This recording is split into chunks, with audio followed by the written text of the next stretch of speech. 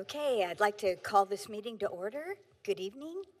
I'd like to welcome you to tonight's meeting and call the February 24th, 2025 Board Governance Workshop to order at 5 p.m. Mrs. Weber, please conduct a roll call to establish a quorum. Clerk Hills? Member Kelly? Member Morgan? Member Malcheski? President Perry? Here. Thank you. Let's see. Carter, could you please lead us in the pledge? I see you back there.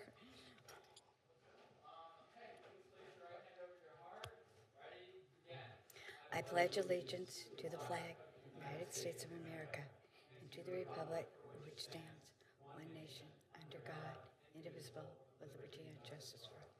Thank you.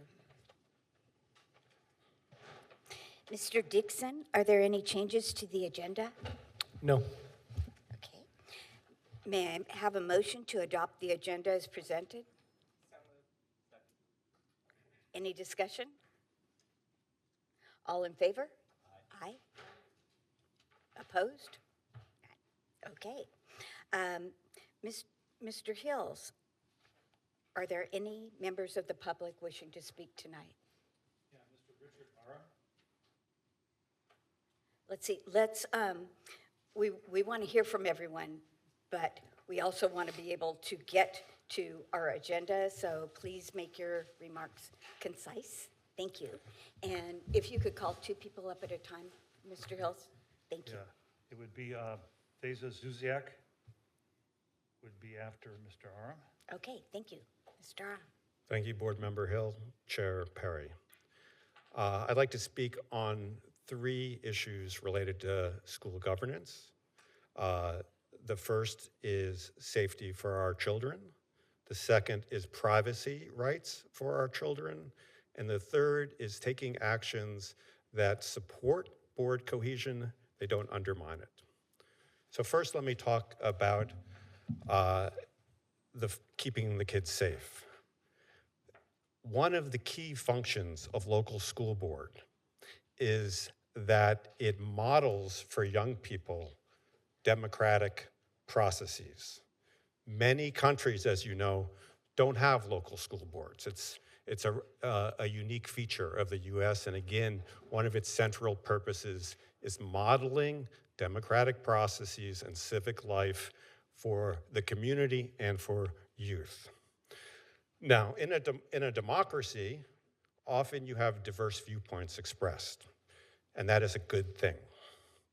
For example, on two past board meetings, Michelle Monda came up and spoke, and she acted in ways in her comments that were very hostile and contemptuous to many members of the school community. On January 9th, she spoke for 4 minutes. At the last meeting on February 13th, she spoke for 3.5 minutes. In her comments, go back around minute 40 or minute 45, you will find that she puts down board member Malcheski, board member Kelly, past board member Vickers, who served and volunteered on this board for 37 years, past board member Wolf, and past board member Brown. In the February 13 meeting, she put down acting superintendent Dixon and also staff. And let me be clear, she also made negative comments to the general public, most of them who were parents of children. Now, in a democracy, like I said, she has every right as a citizen to make those comments. However, her actions continued after she sat down. She yelled across the room at two 7th grade children who were in this meeting to observe the process. Those two children were sitting next to their parents. They were sitting surrounded by other parents near teachers, near the high school principal, right in front of the school resource officer.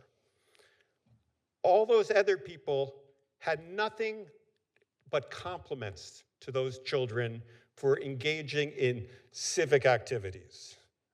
Again, Miss Monda yelled across the entire room at these two children. Several minutes later, she pointed her camera at them and took a picture of them, at which time both parents told her that was not acceptable. The school resource officer intervened and made her delete those photos. The school resource officer acted appropriately, of course, because it is illegal to photograph a student on school grounds without the parent's permission. Anyone who's been around public schools knows that. Now, let me also be clear as a quick aside here.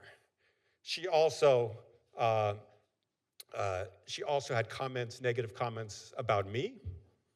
I'm an adult. I don't mind being put in the bucket of all the other people she has contempt for in our school community. I'm an adult. But let me also set the record straight because of this nonsense that's been brought up about anti-Semitism. Anti-Semitism is too important an issue to play politics over.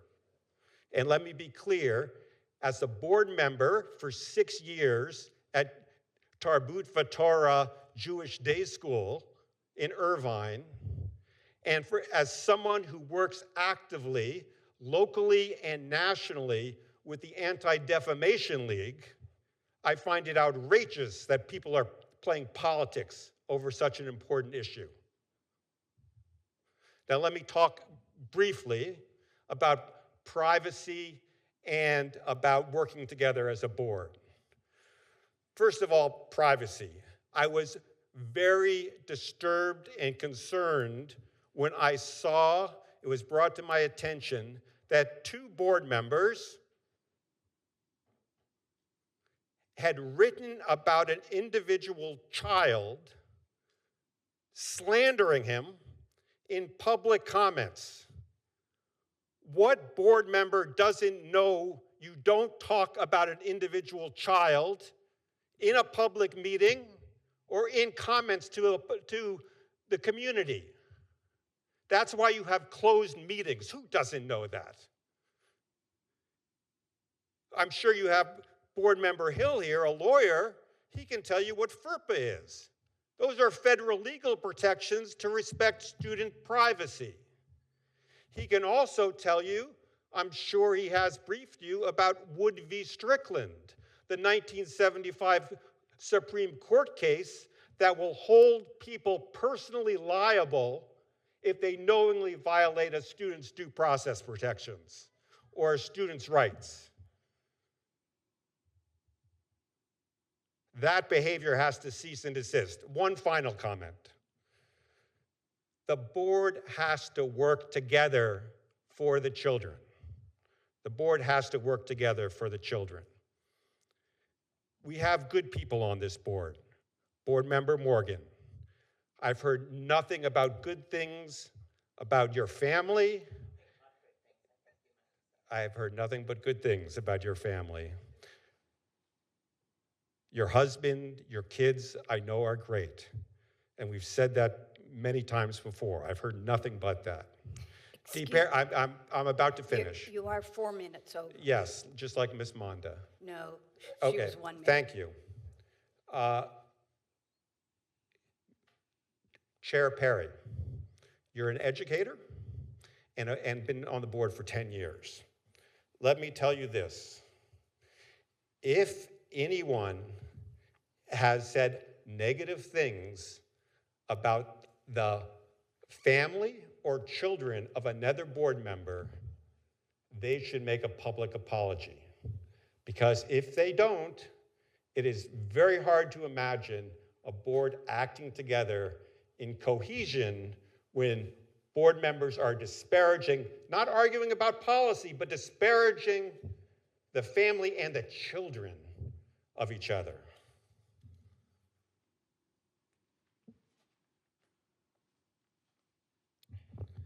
Good evening, board members. My name is Thesa Zuziak, and I'm president of the Classified School Employees Association, Chapter 131, Laguna Beach. I'm here tonight to speak to you as a private citizen on a matter of public concern. Since this is a governance meeting and we have the benefit of legal counsel and our newly hired search firm present, I want to bring attention to the profound impact of the past 2.5 months on this district's most valuable asset, its staff. 4 words sum up the current reality: demoralized, intimidated, disrespected, and devalued. How did we get here? Invasion of employee privacy and disrespect for staff. Let's start with Board Member Morgan's public record request seeking personal information about where staff live, implying that those who don't reside in Laguna Beach are merely taking advantage of taxpayer money and should have no voice. This is offensive, inaccurate, and a violation of privacy rights. There's no law requiring school employees to live within the district they serve. The reality is that most cannot afford to. Some commute over an hour each way because of their commitment to our students. Beyond that, the suggestion that staff take their high salaries out of Laguna Beach is deeply misguided. Every single day, this dedicated staff gives back to this district, not just with their time and expertise, but with their own personal resources. Staff spend their own money to create a safe and welcoming learning environment in their classrooms. They spend personal money on supplies and extras for their classrooms for student benefits. We purchase food and snacks for students to help keep them focused in the classrooms. I personally worked with a teacher who every Friday sent home bread, peanut butter, and jelly for 2 disadvantaged students out of her own pocket to ensure that they and their siblings had something to eat over the weekend. I know of staff that have bought a phone charger for a student out of their own pocket because his broke and they couldn't afford to buy a new one, and he was despaired that he can't use his phone. These acts of generosity happen every single day. Who is truly giving back to this community? It is time to stop the hurtful rhetoric. It is demoralizing, disrespectful, and completely disconnected from the reality of what we do. Number 2, attempting to silence staff and union voices. Mrs. Morgan's decision to use district funds to seek legal counsel, as indicated by a member of the board during discussion at the last meeting, regarding staff speaking out at public board meetings is equally concerning. Labeling staff expressions of concern as insubordination is frankly baffling. Why would you want to silence the very people who are directly involved in educating and supporting your students? Mrs. Morgan ran on a platform of transparency. What happened to that commitment? It is a fundamental First Amendment right for staff and unions to speak out, especially when it pertains to issues affecting their work environment and the students they serve. Unions also have the right to endorse candidates who align with what is best for students and staff. While you may not agree with these expressions, it is important to remember that freedom of speech is a cornerstone of our democracy. Number 3, harassment and overreach into union business. Public records requests for a union president's private emails, texts, and documents, both work and personal, regarding endorsement procedures and voting is not only inappropriate, but could be considered union interference and harassment. Union business is separate from district business. This kind of targeting and intimidation must stop. Additionally, regardless of public comments made by uninformed individuals, staff do not work for the board. California Education Code is clear. The board has 1 employee, the superintendent. Staff have the right to live where they can afford to live and work for Laguna Beach Unified. We have the right to speak out and to advocate for our students and working conditions. Unions have the right to represent, endorse, and protect their members. Let's refocus on what matters. That's the students. That's your number 1 job. It is time for this board to shift its focus back to its number 1 responsibility, students. We cannot afford to lose dedicated staff members or deter qualified candidates for key leadership roles such as superintendent due to the undermining morals and create a hostile work environment. This is a school district, not a city council or political arena. The vindictiveness and pettiness from past perceived issues need to stop now. The board must respect the laws, rules, and boundaries that govern its operations and support the staff who make Laguna Beach Unified the top performing district in Orange County. This is not just about staff morale, it's about the long-term well-being of the district. A school system cannot function effectively when its employees feel unheard, undervalued, and intimidated. We must acknowledge these issues, restore trust, and reaffirm our shared commitment to students, staff, and the future. So my question to you tonight is, how do we move forward along that path? I'd like to exercise my right to respond briefly. For the record, for the third time, let me clarify. My question was, how many staff live in the community of Laguna Beach? That is relevant for a variety of reasons, including property tax dollars. I have never asked for personal addresses, and I want to make sure that is very clear because this is the second time I have addressed this with you specifically. I have never asked for personal information of staff. Thank you. The question was for a different reason. You're trying to make it personal, and it wasn't. It was for reasons about housing that I'm actually trying to work on a project with the city about. Thank you. I have Pauline and Rodersheimer. Danielle Rodersheimer. Everyone is going well over the 3 minutes, and we really need to get to our governance meeting. I'll be much So faster. Please respect the Howard, you 3 should know how to minutes. pronounce my name at this point. It's Eva, not Iva. Good evening, members of the LBUSD School Board, and thank you for the opportunity to speak tonight. In a meeting on governance, a special acknowledgement to Howard is needed. Howard, your passionate call for better governance has not gone unnoticed. You've made it very clear that the way our district has traditionally operated for the last few decades, specifically the interaction between our school board and the administration, falls short of the standard one might expect from a system aiming to be both transparent and accountable. As parents, we have thoroughly reviewed our district's policies and bylaws. They are firmly rooted in established legal frameworks referencing both the Ed Code and Government Code and adhere to the best practices outlined by the California School Board Association. In theory and in our understanding of day-to-day operations, our governance structure is robust. Tonight, I assume that some of you may propose changes and adjustments to our current practices. In that spirit, I want to ask, what are we not doing correctly when it comes to the principles of good governance?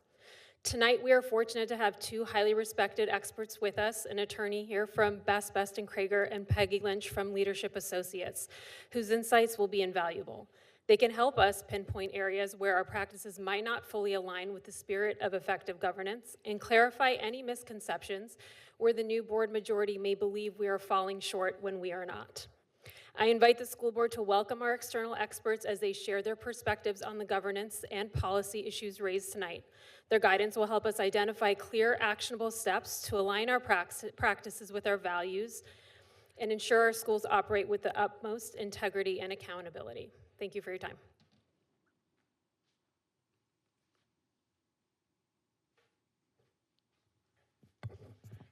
I can try. I need a phone book. Thank you. All right, thanks. I'll try and be brief as well. My comments today are to address civility and respect. I emailed the board president with my requests last week, and they have not been addressed as of yet, so I'm going to make the request of those assembled here tonight. We all have equal right to be here and to have our voices heard. Even though we may not have the same perspectives or opinions or even the same morals, we do need to respect each other's First Amendment right to speak. What I heard and what I saw last board meeting was adults, some of them who have been adults for quite some time, tell each other to shut up while seated amongst students. Like it or not, you are role models by the mere fact that you are adults. As we engage in free speech, we are giving a civics lesson to the young adults present here. They are watching you, and you set the bar on what's acceptable, and you failed them. I had to jump in to remind you that there were children present. I hope I don't read any of you complaining about teenage behavior on Nextdoor. Do better. Second, the schools are shaping young adults to be able to go on to college or to the workforce and be able to advocate for themselves. They begin this, modeling this, and shifting this responsibility in middle school. They have every right and should be here to advocate for their own education and enrichment. And I would say have more of a priority to be here than non-students or parents of students. It is our job as parents, community members, and board members to protect them and their right to speak. When you pull your phones out to video or take photos, there is no intent other than to intimidate people from speaking or for parents trying to protect their children. I saw and I heard everything that happened as I was seated between the two parties. To try and intimidate a child or a parent protecting a child from being spoken to by a non-related adult or someone other than a school official is deplorable behavior. I call on our board to establish a policy of banning the taking of photos or video recording by attendees other than during board recognition events where parents would like a memento of the moment of their child. You have the responsibility to protect our students at these events, and now is your chance to do so, and we as parents deserve an explanation as to why you will not. Thank you.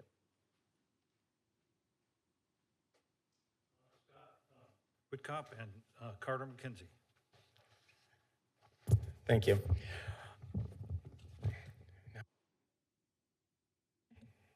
Hi, I'm Scott Whitcup. I am the president of LaBufa. I'm also a teacher, a community member, and a parent here at the district. I'm speaking as a public servant here, but I will speak on the unions. The union remains fully committed to our district's success, and we firmly believe that collaboration is the key. We are under the impression that the board shared the same commitment. However, since the transition, the new board, our experiences have been less than collaborative.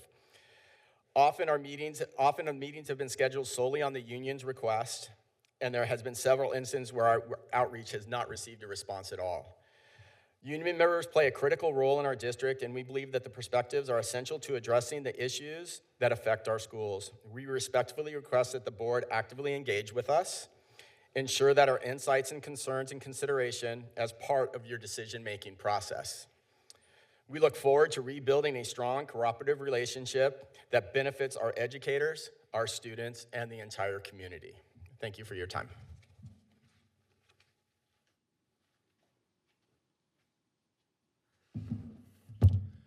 Good evening. For those of you who don't know me, my name is Carter McKenzie. I serve as one of the current student board members, and I have a couple of comments. I'm not sure these are the right comments right now, but I'm going to give them out anyways.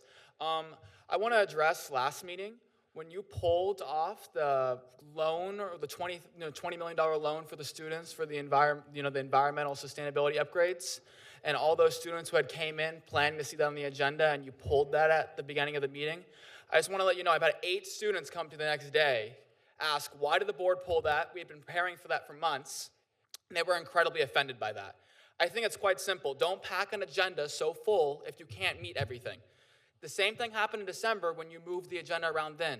When you keep moving the agendas around, students and the public who have an expectation that this is going to be voted on that evening, there's going to be discussion on that, and that doesn't occur, is incredibly offensive to our student community. You're here for the students. We keep hearing that over and over again. And the second thing I want to bring up is that last year, the student board members were asked to participate in the governance session. Former President Jan Vickers and Dr. Valoria asked Chase Benson and I to participate in the governance session. In your bylaws, 9150, it states that students, unless it's an executive closed session, student board members should be allowed to participate in all open session meetings. The fact that Kate and I were not invited to participate in this meeting and provide our perspective is incredibly offensive to us, considering, if not, then change the bylaws. But the bylaws state that we're entitled to that. And so denying us that right, we found incredibly offensive. I talked to Kate briefly today about it. I'm like, did you even know there was a meeting today? And she was like, no. And so I think, as board members, I think following the policy that you guys set out in your board bylaws is incredibly important, and not doing so was kind of offensive to Kate and I, considering last year, there was an issue last year where President Perry and I broke protocol according to Dr. Valoria, and this evening I was hoping, okay, how could we fix that so we can move forward with that? And now, Kate and I are not given that opportunity this evening, and we've been divorced in this process, which we find incredibly offensive. So, in the future, I either implore you at a board policy workshop, change that policy in the bylaws, or allow us to have a voice at the table and participate.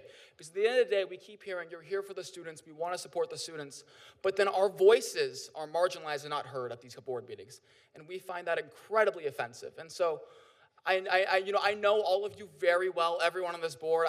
Sherry used to be my neighbor, Howard came to MUN, I know Joan really well, Dr. Kelly I know super well, Dee Perry I see at the Y. I know all of you super well. But I think I'm not trying to be disrespectful in any regard, but what you guys did today and in past meetings, we're finding incredibly offensive. And I'm hoping in the future we can find a way to remedy that. And especially, I felt so disappointed to say, like, I'm sorry they pulled that off the agenda at last meeting. I realized the agenda was packed, but then I think don't put that on the agenda with an expectation that especially students, the Sustainability Club is going to show up and talk about it. Don't put that on the agenda and act like you guys are going to vote on it that evening when that's not your intention, because you guys know the agenda was going to be packed. So that's my comments. Thank you.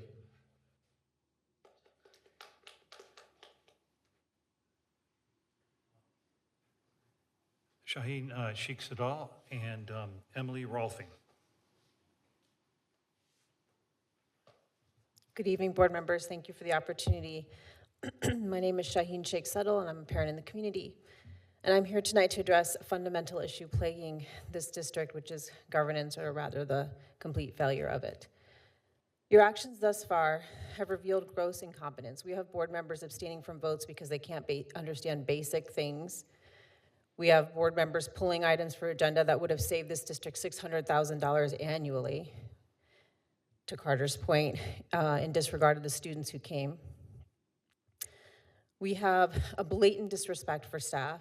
We have board members publicly disparaging staff and calling on attorneys to see how to keep staff from exercising both their California and their federal constitutional rights of freedom of speech, which is outrageous to me. And we have a disturbing disregard for students and a neglect for our students, including their physical safety. I know it's been brought up before, and many of us were at the last meeting, in addition to all of the frivolous matters, which I kind of call squirrels, people sitting in offices they shouldn't be sitting in and whatnot. But a student's physical safety was at risk, and so much so that as a parent sitting in that back area next to Danielle, and my daughter and her friends were sitting on the other side, I actually texted them and said, please get up and walk over and sit next to me, because I did not feel I could protect them in this meeting. No parent wants to feel like that. My heart goes out to Richard for all the things that he spoke about. Whether through reckless decision-making, ignoring expert guidance, or failing to uphold even the most basic duties of a school board, you have made one thing abundantly clear, and that you are not here for the students yet, and that needs to stop. A school board is not a personal platform for your ideology. It is a steward of public education, responsible for ensuring students receive a safe, high-quality education that we demand here in Laguna Beach, and that staff are supported, and that the decisions that we make here are made with transparency and they're made with responsible decision-making. And right now, you are failing. Fortunately, there are cooler heads in this room, professionals who actually understand governance, both Ms. Lynch and Mr. Travis. Yes. And we're happy to have you here, and I am imploring you to listen to their expertise on what is best practices, what does good leadership look like, and how a board should actually function, particularly in the light of us trying to find a wonderful next superintendent for our school district. Right now, to be honest, the burden is falling on all of us to compensate for all of your failures. And this is not how leadership works. This is not how a school board functions. And it's not what our student and staff deserve. Thank you.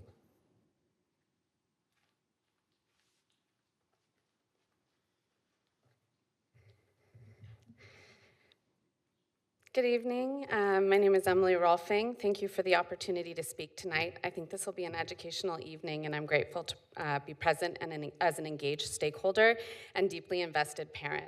It was great to see a couple of you today on campus at El Moro at the Elementary Career Exploration event. I was once again reminded of the incredible opportunities our district staff provide our students and the amazing things that our students are doing. I wanted to again share an email that I sent to all of you before our break. I want to thank you for all of the work you had done doing back-to-back meetings and for meeting with the search firm on Wednesday, February 12th. It was insightful, and I was grateful to be in attendance. Peggy and Mark were impressive with their presentation, and I look forward to hearing more from leadership associates and all of you board members throughout the process of finding a new permanent superintendent. On another note, I want to share my disappointment and concern regarding the comments made at the last board meeting on February 13th that demeaned and disrespected our incredible staff.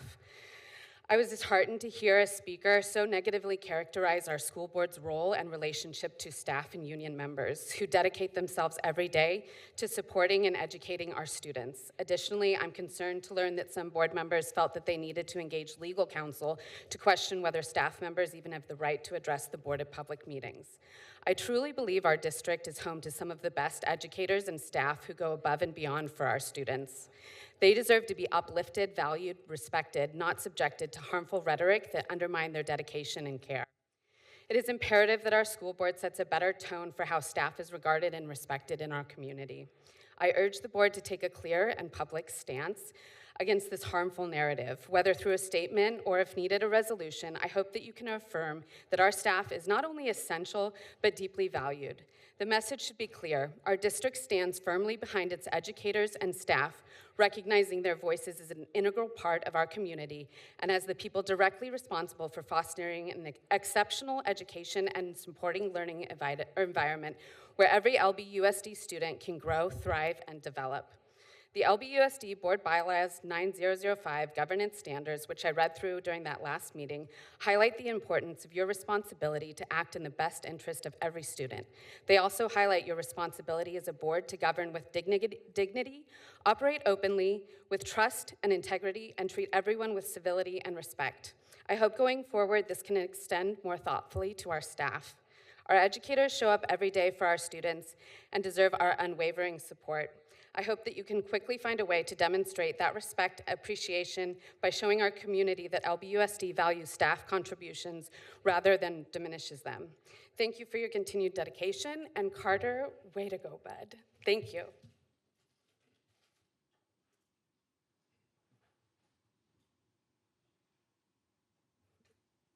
Are there any more public comments? That's it. Oh. Okay. I didn't get a chance to fill out a card. It's here for governance, but since everybody's speaking, I thought I'd come up. Steve McIntosh is my name, part of Sensible Laguna. I've heard a few things here, a little disturbing tonight, and I know everybody's a little still wound up, but one of the things that was spoken earlier, that teachers are the most important entity here in the district. And I beg to differ with you. I think you need to rephrase that students are the most important. And I think you missed that. And maybe that's something you should focus a little bit more on instead of coming up and harassing everybody and being a part of that. Stay in your lane. Maybe, I don't even know if you have a job, but maybe you should do it. The last meeting, I'll tell you, I was sitting right there, and I know. Michelle Monda was out of hand. There's no doubt about it. I'm not condoning that. What she responded to, and wrongly, were the kids that were back there were screaming time, when the time frame was out. And parents were sitting there and allowing it to happen. She reacted, we all looked over and like, wow. And so it got out of hand from there. But there was no complicit, there was nobody attacking kids until that. As far as her filming, yeah, she took a picture, shouldn't have done it, they're stupid. There was another guy over there taking a picture of all the kids in the room and nobody said anything about that. So we need to take a breath, people. I mean, you got to understand that there's things going on that you're not seeing. You're looking down it through one lens. The energy program, my understanding, what I understand about it is that it's not dead. It's not going away. There's no $600,000 annually leaving. So fueling these fires, no pun intended, is ridiculous. You guys are still attacking. I thought you formed your group to be part of this, to help push everything forward and to be part of the plan. It's nice to see you guys involved. You haven't been here. I've been here for years at these board meetings, and I haven't seen you guys involved in any of this stuff for a long time. I mean, policies and everything. You want to talk policies? We'll sit and talk them. But you can't just come up here and just start ranting about it because there's a lot to it, and they're going to try to work it out. So give these guys a chance, as I've said many times, and let them do this job that they were elected to do, duly elected. You may not like it. You know, you guys can run next time. That's great. And then you can feel the heat. But until then, help these guys out and quit causing a problem. And good luck tonight, guys. Thank you to all the speakers. Is that it? That's it. Okay, thank you. Let me Before we begin the governance workshop, I'd like to introduce our two facilitators, Dr. Peggy Lynch from Leadership Associates and Mr. Michael Travis from the law firm Best and Krieger, known as BBK. Thank you. May I ask a question before we start? Is there, when you've run governance workshops before, do we typically include students or not include students? Do we typically include students or not include students? This is my first workshop, so I don't know. It's in our bylaws that we include the students. I was asking if they include students And or I not. didn't know that. Okay. I don't know. I didn't put it together. Typically, when it's a foundational workshop like this, it's typically the governance board, the elected board, and the superintendent. So, wanted to sit in. Carter, I extend my apologies. I appreciate your perspective, so. Yeah, no, I appreciate your perspective and bringing that to our attention, so thank you. I apologize also.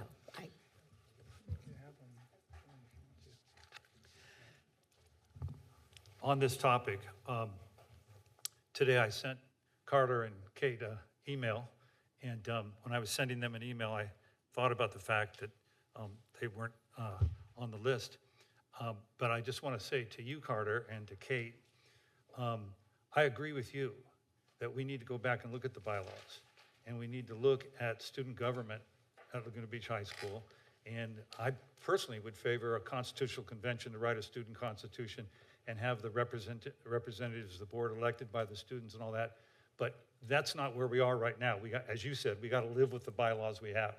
And so, again, when I sent you that email today, I was thinking, geez, they're not on the list. But the point is, I would be glad to work with you on looking at the whole issue of part of your legacy that you could leave would be to really promulgate a new student government that would be more effective student government. So thank you.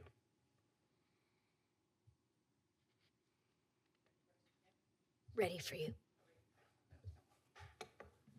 Oh, is that it? That's one? Okay, thank you. Peggy Lynch, Leadership Associates, as you indicated. We're going to talk about governance today. A little background from what you saw.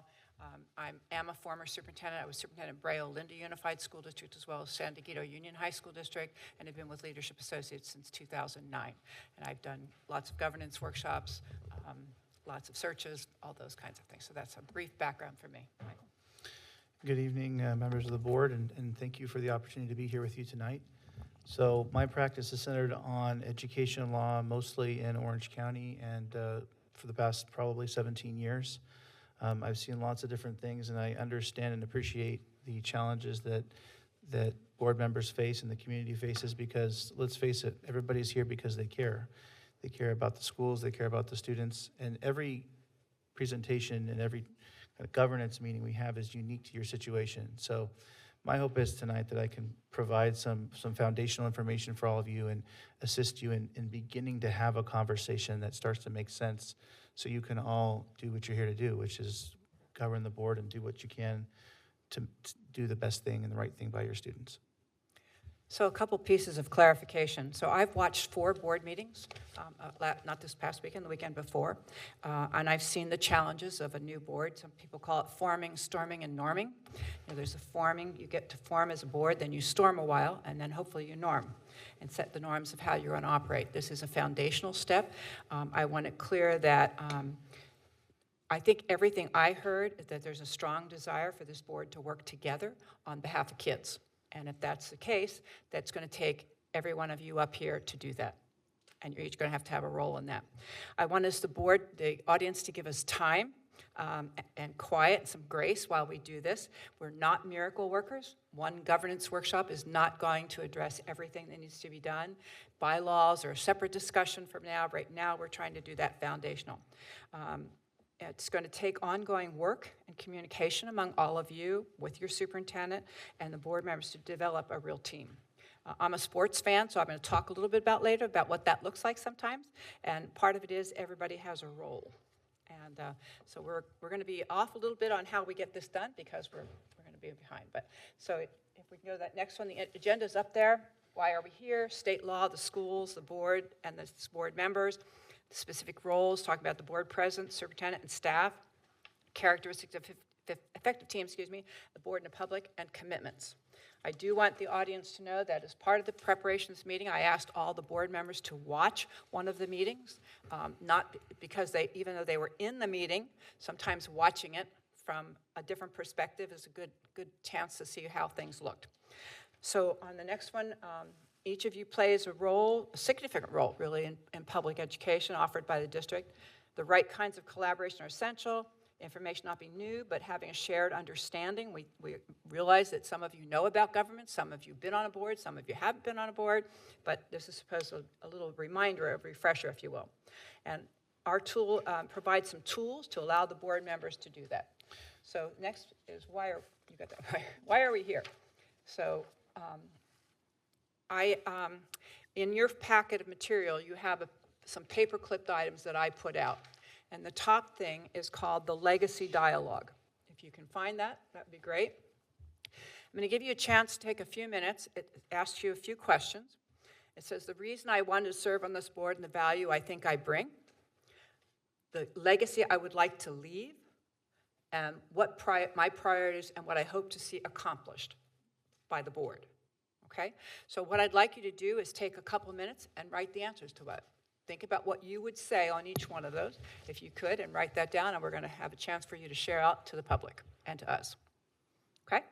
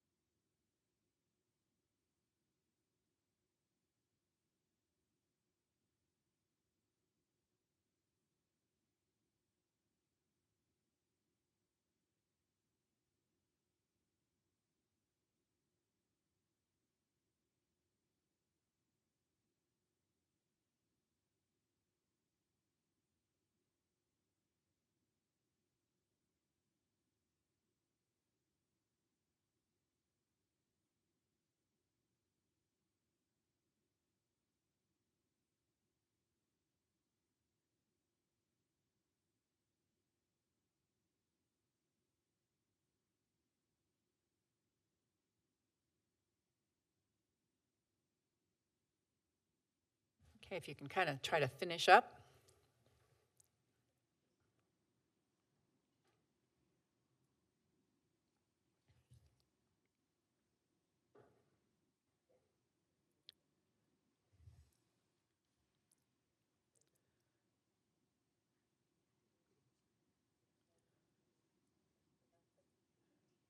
I want to kind of go back to something Mr. Travis said, and that is we assume positive intentions. We assume positive intentions about why you ran for the board, why you're here to serve your community.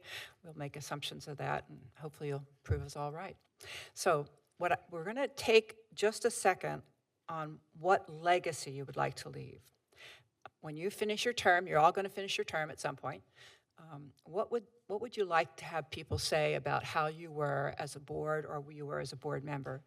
The third point about what are your priorities or what do you hope the board will accomplish is really a conversation you need to have when you hire a new superintendent. You need to sit down and talk about what your goals, what's your vision, all those kinds of things. And that's really when you have your new superintendent to be spending time on. So we're not going to get to that tonight, but it's something for you to kind of keep in mind about what's that supposed to look like. So what's the legacy you'd like to leave? Anybody want to start, or do you want me to just pick on you?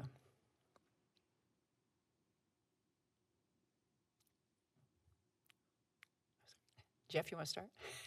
Put Jeff on the spot since. All right. Well, thank you.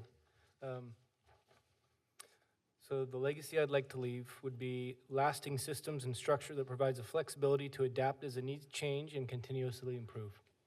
Okay. Sherry?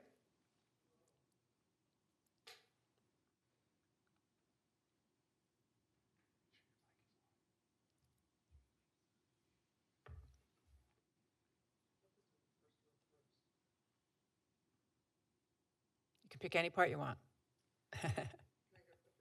Sure.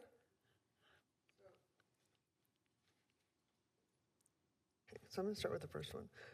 The reason that I wanted to serve on the board and the value that I think I bring is that I have a long history in this district. I've been a parent in the district for almost 20 years. I've brought 4 kids through the high school, through first grade all the way through the high school, and I have a very in-depth understanding of what it takes to bring our kids through, and that it's not just the school, but it's the whole community that helps raise our kids. I have found through the years that when we had when some changes were made and some things were starting to be implemented that affected the community directly, such as a calendar change, such as opening the schools during COVID, such as the 2x2 trimester curriculum, parents stepped up and had a voice that they wanted to have heard, and time after time those voices were not recognized and they were marginalized. And as a parent that has been involved in coffee breaks and would ask questions and would challenge statements that were made and would have people come to me and say, thank you for asking those questions. You're asking the questions that are on my mind, but nobody else will ask. I found myself putting myself out there more to ask those questions and try to uncover the answers that I think people needed to hear. And it is from that place that I have always paid attention. I've been sitting in this boardroom for 14 years. I've studied our policies. I've studied our governance. I have been in our classrooms for all of these times volunteering. I have championed all of our kids in our district. But I believe strongly that there is a fundamental governance issue that does not allow the voice of the parent community to disagree. I believe that there's a fundamental issue with the voice of the community that supports our schools to not have a voice when it matters. And I don't think our community speaks up unless it impacts them directly. And I think that there is issues such as that really need to be deeply evaluated and explored and exposed, because I think there's a lot of things that unless you've faced it, you don't see it. Okay. So that's why I ran, and the legacy that I would like to leave is to be part of that change that brings a ability for there to be dissent that is welcomed, for there to be disagreements of ideas, but to find that common place and to have a much more cohesive community where our schools are the soul of our community, and our community comes in and supports our events, our programs such as football games and theater and the things that the community is welcome to, not the private stuff, not their personal anything. I'm not saying that, but we had a time where our community came to our events. They came to football and basketball and volleyball and theater, and the schools were the center point of our town. And I think with a better partnership with the city, we can be that again. We have excellent educators. I want to let them educate, and I want to continue to pour into them what they want, and I want our community to get behind them and support them. And because of the pool project and things, we don't have that right now, and I want to help rebuild that. Okay. Joan? You can focus on the legacy if you don't mind, because we're going to. So I think we have an outstanding district, and all districts, no matter how outstanding they are, need to stay ahead of national trends and on top of local issues. So I think I would want my legacy to be as someone who could bring some knowledge about those issues and have been able to work with the staff and teachers to really make a difference towards achieving excellence for our kids. Thanks. Jim? A strong board that respects one another and focuses on the needs of all students. Okay. Harold? Let's see what I got here.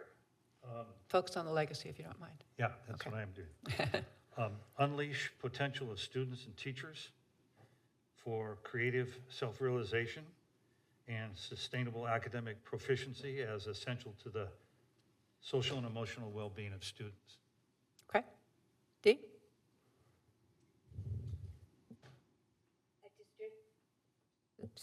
A district where every child has many opportunities and can be challenged to do their best in a warm and caring environment, and a board, staff, administration, parents, and students that work together for the best for everyone, and more collaboration with our wonderful city to provide even more opportunities for our students.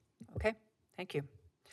So I want you to keep that piece of paper, hold on to it, and when you have a new superintendent, we're going to bring that back out, okay? So we're going to spend some time now on, where are we next? Go for it. The schools, the school board, and the board member legal roles and responsibility, and Mike's going to take that over. So I think it's interesting that you all have something in common, right? All your statements basically were very similar in that you wanted to leave a lasting legacy that improved student experience. And so this is kind of the how we're going to get there. There's a lot of framework. There's a fire hose of information that's constantly being blasted at you as board members, from legal responsibilities to different issues of schools and different things like that. So how is it that you can manage all of this and performing your role as a board member? And so I think it'd be useful for the board to kind of start at the beginning. Let's start at the foundations of, what is a board? What is a school district? What are we here to do?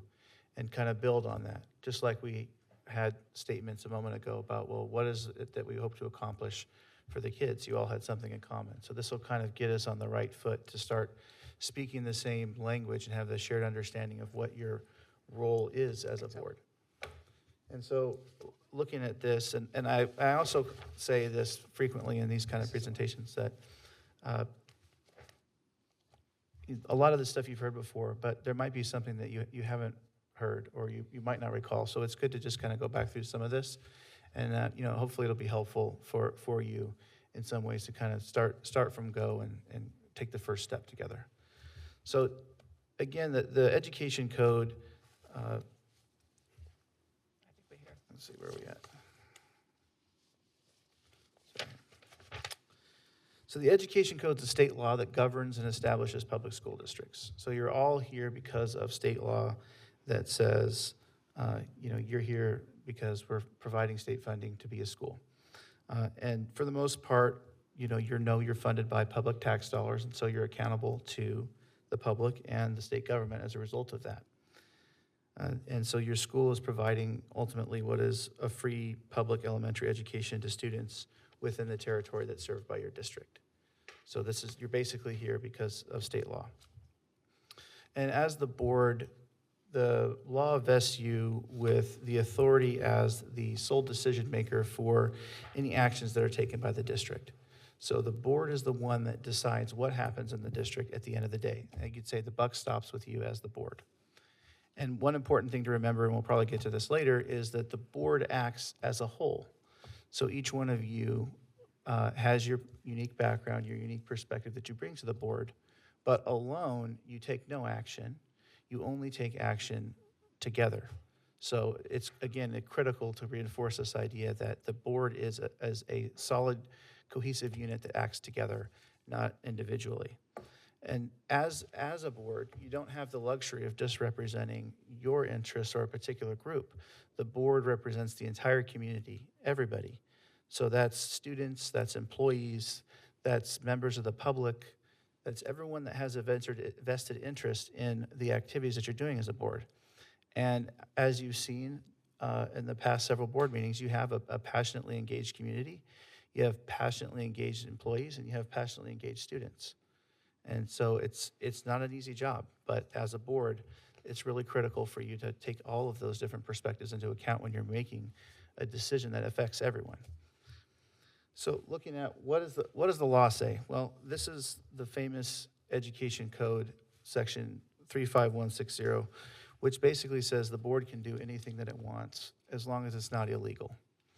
And so what does that mean? It can carry out any program activity or may otherwise act in any manner which is not in conflict or inconsistent with any law that is established for the purposes for which school districts are established. So yeah, you can do anything, but everything you do impacts your entire community. So yes, the law allows you great discretion in what you decide to do, but at the same time, all of your decisions impact everybody in your district. Could you give us an example of something we would do that wouldn't be expected, that would impact everyone? Say you want to spend money on something, that could be spent otherwise. People have strong disagreements about how money is spent or whether you approve a program. We had comments tonight about people's perspective. Members of the public believe that you're not making decisions for certain spending requirements that impacts them. So you decide whether to approve expenses. You decide whether to initiate programs, whether to, approve a program that's brought to your attention, to hire and fire people at the end of the day. The board is the decision maker about who is employed.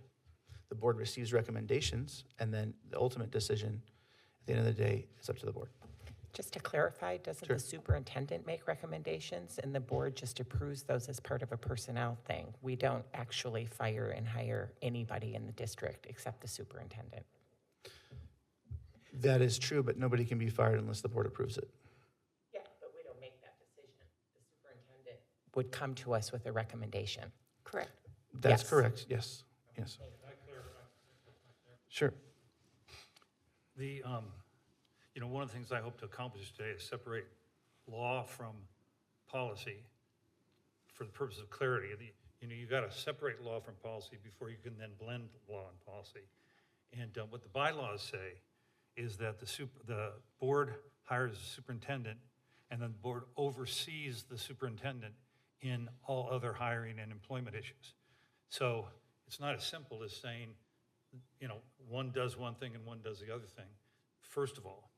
Second point I would make, just on reinforcing what you said, is that the 35160, when it says that the board can do anything that's legal, our bylaw currently inaccurately states that by just saying the board can do anything that's legal. In fact, what the code says is that the board can do anything that's legal and is consistent with the purposes for which public schools are established.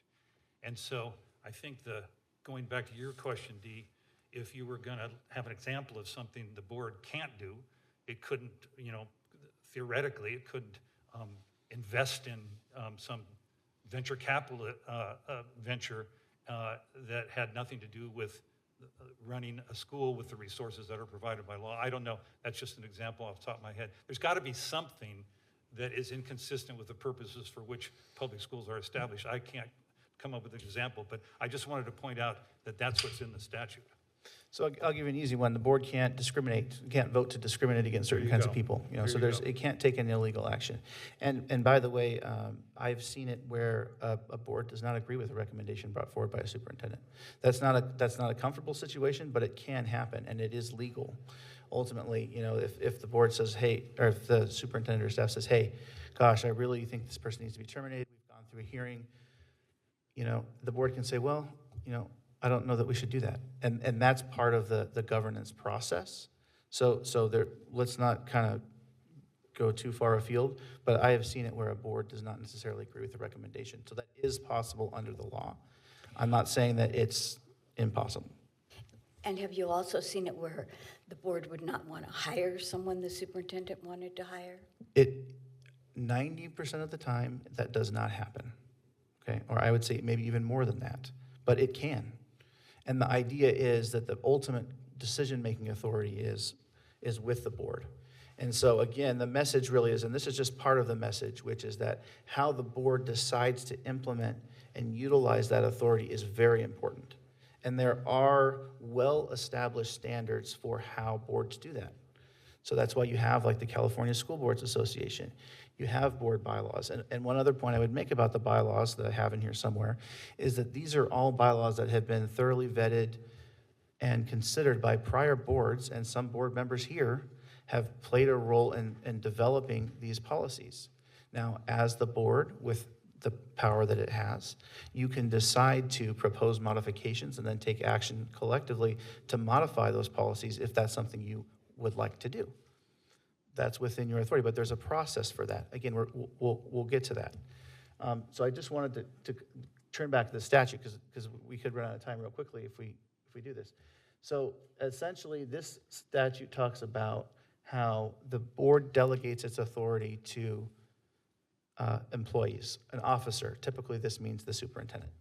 And so at the end of the day, in reality, there's not enough time for the board to make every single decision that impacts the district. It's more than a full-time job.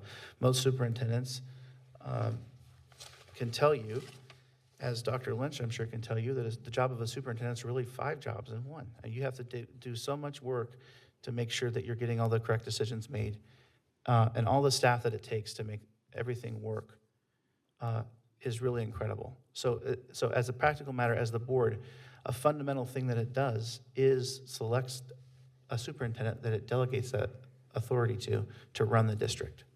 And so that's a fundamental thing. So go to the next slide. So the school board and what it does. 4 big things: adopt policy, district and governance policy. And I know you have an interest in policy. Policy is important, but right now, for what I've seen, you need to focus on the day-to-day working of a board, right? The policies are great. If you want to change policies, there's legal things that happen, all those kinds of things. Right now, what you're needing to work on is how you're going to work to make this district be the best it can be. It's an amazing school district, probably the envy of a lot of places, but everybody can get better, and it's kind of up to you. So hire, evaluate, and work with the superintendent. That's the one person you actually hire directly. That's the one person. That's my current work, is to help you find a superintendent. That's part of the things we're working on. Adopt and monitor budgets and fiscal oversight. You need to pay attention to that. That is a big deal. You're lucky that you don't have quite this challenge with money as some other districts do. It's pretty amazing. And then actively engage your public and lead. So those are the kinds of the big things. Then on the policy, develops a common vision to focus on learning and achievement for students. You're wanting to set a vision. You have things already in place. Maybe you want to amend them somehow, but that's work I think you begin to do when you have a new superintendent. You spend some time working about where are we going? What do we want it to look like? Oversees the development of bylaws and board policies. As Mike said, you have them already. They're vetted by law to make them, okay. And the final decision maker when it comes to employment decisions, including employee discipline, dismissal, as well as collective bargaining matter. You give guidance to your superintendent. And just briefly, this is the statute that implements that. I mean, this essentially has those 4 points in there. As the board, you're certifying actions that you take. You're keeping accurate records of the money, and you're filing your annual reports and following legal requirements for record keeping. So you're ensuring that the records of the district are correct as they're presented to you. And then again, another big job that you have, that a lot of this has been done, so you're not starting over from scratch, although you can review anything that's within your purview, is setting the job duties of all the employees of the district. So that's one thing that's done by the board in consultation with your unions and your community partners. Did you already pass up 35161? Yeah, I think so. You already passed that up? Yep. But, you know, Peggy, going to your point about effectively working as a board, what my experience has been since December 16th is that you can't work as a board if you don't have a common understanding of what the role is of the superintendent and the board under law. So I think it's important to read that, that the bylaw says the board shall work with the superintendent to fulfill its major responsibilities, which include employing the superintendent and setting policy for hiring of other personnel. Correct. So the thing about it is, I think 35161, we can't do it all, as you say, we can't do it all in one governance meeting. I think it's really important that people, all the members of the board, understand what this says. This says that all powers of the school district delegated by the state are vested in the board. The board can delegate powers to the superintendent or other people. And in fact, the superintendent's duties can be delegated to other employees at the discretion of the board. But the board retains legal responsibility for how all delegated powers are exercised. And I just think it's, we can spend the next 3 months talking about that, but I just wanted to make it clear. This is the key provision to understand the relationship between the board and the superintendent, and so I just wanted to focus on it. We're going to get there. Yeah, sorry. I'll talk loud. I think we disagree on what that looks like in terms of working with the superintendent. So I just think that's important to point out, and we don't need to talk it right now. Okay. Give us just a couple more minutes, please.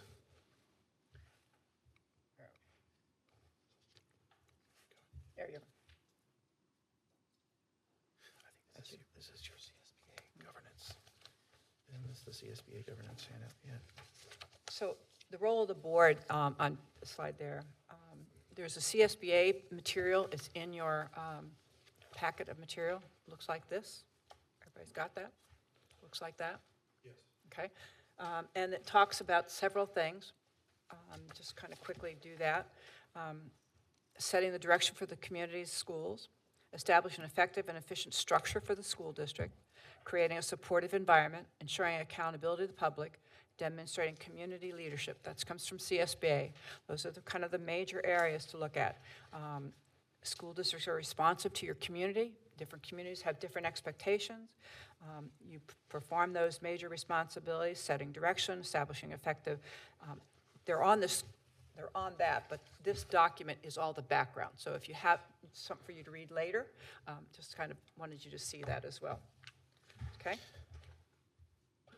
Then, Mike, you want to talk about this? So there's also a guidebook that the prior board has set up with some helpful tips for you to follow and for you to consider in performing your duties as a board member. And attached to the agenda item tonight was a part of that called the Governance Team Protocols. And so this document, as you can see right on the top of it, has the historical revision dates of when the document was established in 2018. And then each board successively reviewed these different agreements that it has.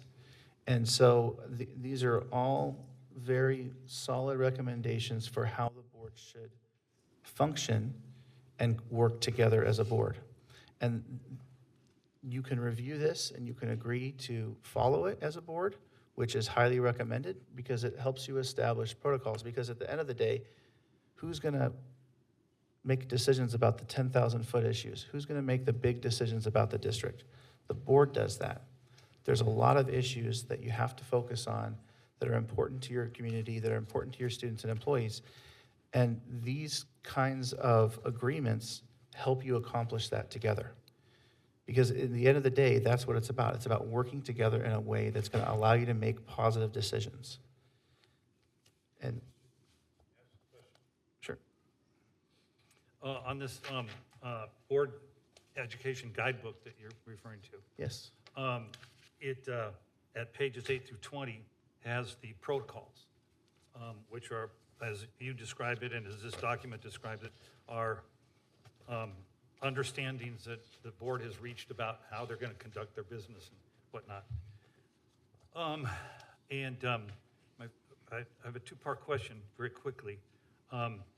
Has these protocols ever been approved by an act of the board so that they would be binding under the bylaw 9310? In other words, in order for it to be binding, it has to be approved by an act of the board. Do you know whether or not there's ever been an act of the board making these binding? My understanding is that the dates on the top of the documents are the dates of governance meetings where these protocols were developed by the board and approved by the board. Yeah, no, I understand. And just, sorry, I don't mean to interrupt you, but just when you have a new superintendent is the time when you would engage with this. Yeah, and I just wanted to point out that bylaw 9010 states that the members of the board are obligated to comply with these. And so that compliance requirement is only binding if in fact they've been approved by an act of the board. That's why I was asking the question. Talk a little bit about the board president. Mike, you want to talk a little bit? Sure. So the board president, again, is the person that calls meetings to order, recognizes those who decide to speak, and protects the speaker who has the floor from interference or interruption. The board president and sometimes your superintendent will facilitate effective deliberation, ensuring that your board has an opportunity to participate and guides the discussion to ensure it remains focused.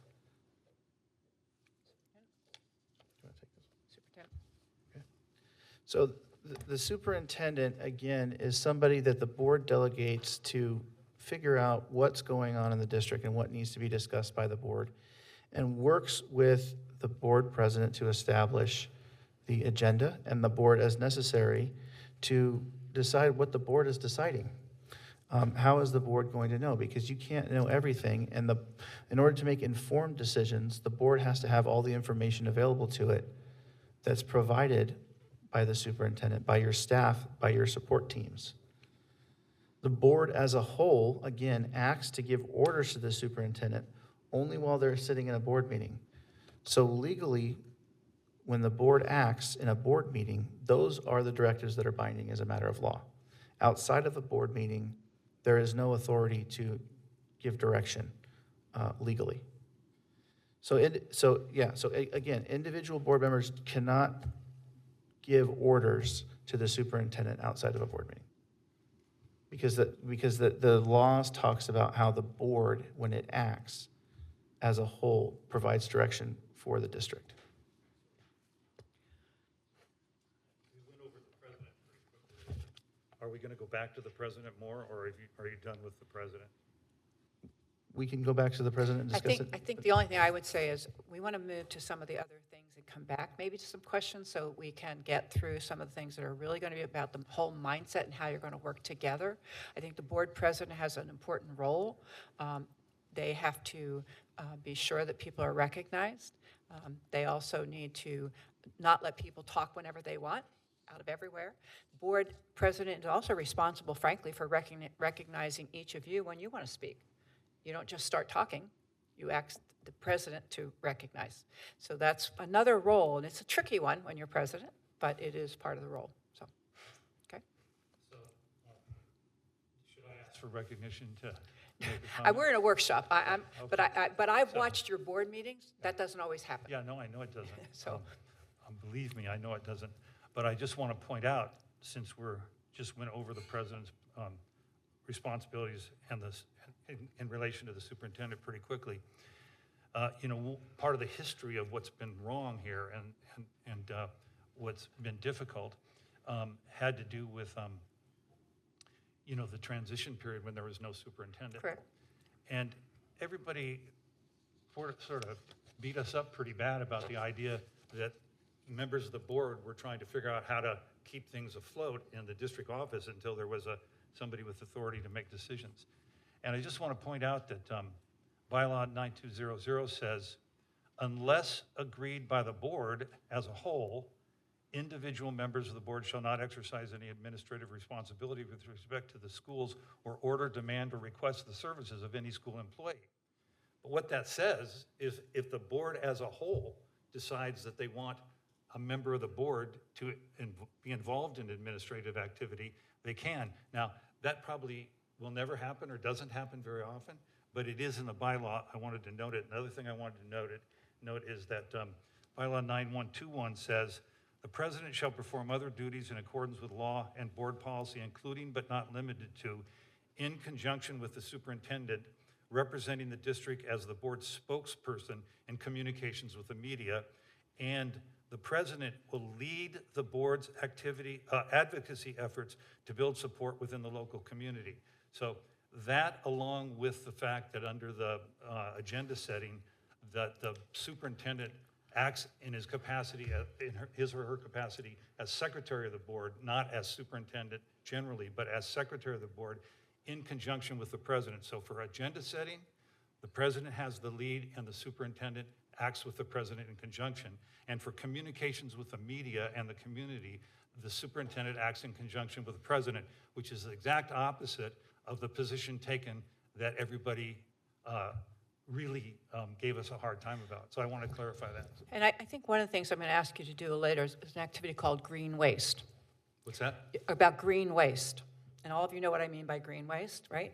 Some of you have a lot of green waste sitting around. It's starting to smell, right? There's a point where green waste smells and gets a little moldy and stuff like that. And sometimes you're going to have to let some of that green waste go away, right? And sort of move on. And I appreciate what your concerns are, but sometimes if you're going to start forward, you can't keep looking back. You got.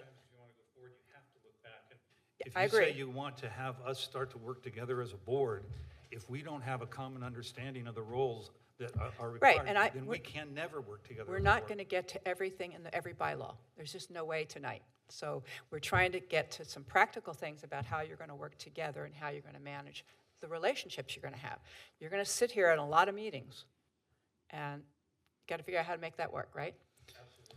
Okay. So yeah, so I just want to say that, yeah, I think the focus tonight really should be on, how we can work together, because all those issues are decisions that need to be made collectively by the board, but to get to the point where you can actually make decisions is what the underlying thing is. And some of this kind of foundational stuff is touching on a lot of concerns maybe some of the board members have, but let's focus on it from the perspective of, hey, well, what can we do to work together as a board? And specific to your question, just briefly, the lawyer answer is it depends, and it does depend. So under 9200, sometimes you'll have a committee of the board, where the board will say, okay, we're going to have a committee to look at an issue. So that's when, yes, the board directs two board members to go and find out information about something, but it's at the direction of the board. It's not individual kind of decision-making. It's always through action together as a unit. May I ask a question? So the committees that were established at a business or an organizational meeting every at the beginning of I guess at the beginning of the term, those are standing committees that go into the community and participate to share what the board is doing, but also to learn what these different groups are doing and report back to the board. But we also have some other committees that are formed, and in many instances, and I think this kind of speaks back to why I chose to run or what some of my visions are, the committees are formed within the district that many times has a very myopic focus, I believe. This is my opinion. So if we're trying to gain information and perspective so that the board can make more effective decisions, would it be more beneficial to have a committee for something that is providing information that has a broader perspective? I mean, it certainly could. It sort of would depend on what it is, but Sure. Certainly committees can be formed differently, but it would really depend on the issue and the topic and what what resources would be necessary to make a better decision, for example. But, you know, every district has board members who are members of some committee or represent the district in some other capacity, but they also come back and give information back to the board from what they've heard. But it certainly could be, it just depends on what it is. Right, and I think I'm more referring to some of these more working type committees, like ad hoc committees for different projects and different perspectives, whether it's, I mean, going back to, you know, opening the schools or calendars or pools or even what's coming up, which is, you know, joint use within the city of different spaces and things and how we can maximize and better work together, staff, curriculum, some of these things that might have where different perspectives might lend themselves to different outcomes. And I think, I keep going back to this, you know, you came in, the new people came into a situation where you didn't have a superintendent, right? And that's challenging, and there isn't anybody in charge. Now you have Jeff, and Jeff can manage, he's fine. You know, let him be the acting superintendent, and let's trust him to get through it. He, you know, he has a vested interest, like everybody does in this district. And I actually didn't even get to ask you much more about you got your legacy though. But why did you sign up to be superintendent? So no, I won't ask you that. So I think it's really kind of dependent on what it is. That is a conversation that I would have with the new superintendent about how you're going to operate, because you've set some parameters and protocols that you already have. What does that look like in day-to-day use? You know, how does that really play out in just on every day? Superintendent doesn't have time. I was one for 14 years. You don't have time to do something and call every one of you every day to talk on everything. It's just not feasible, because you're managing a district. You're managing a whole business, basically, a multi-million-dollar business.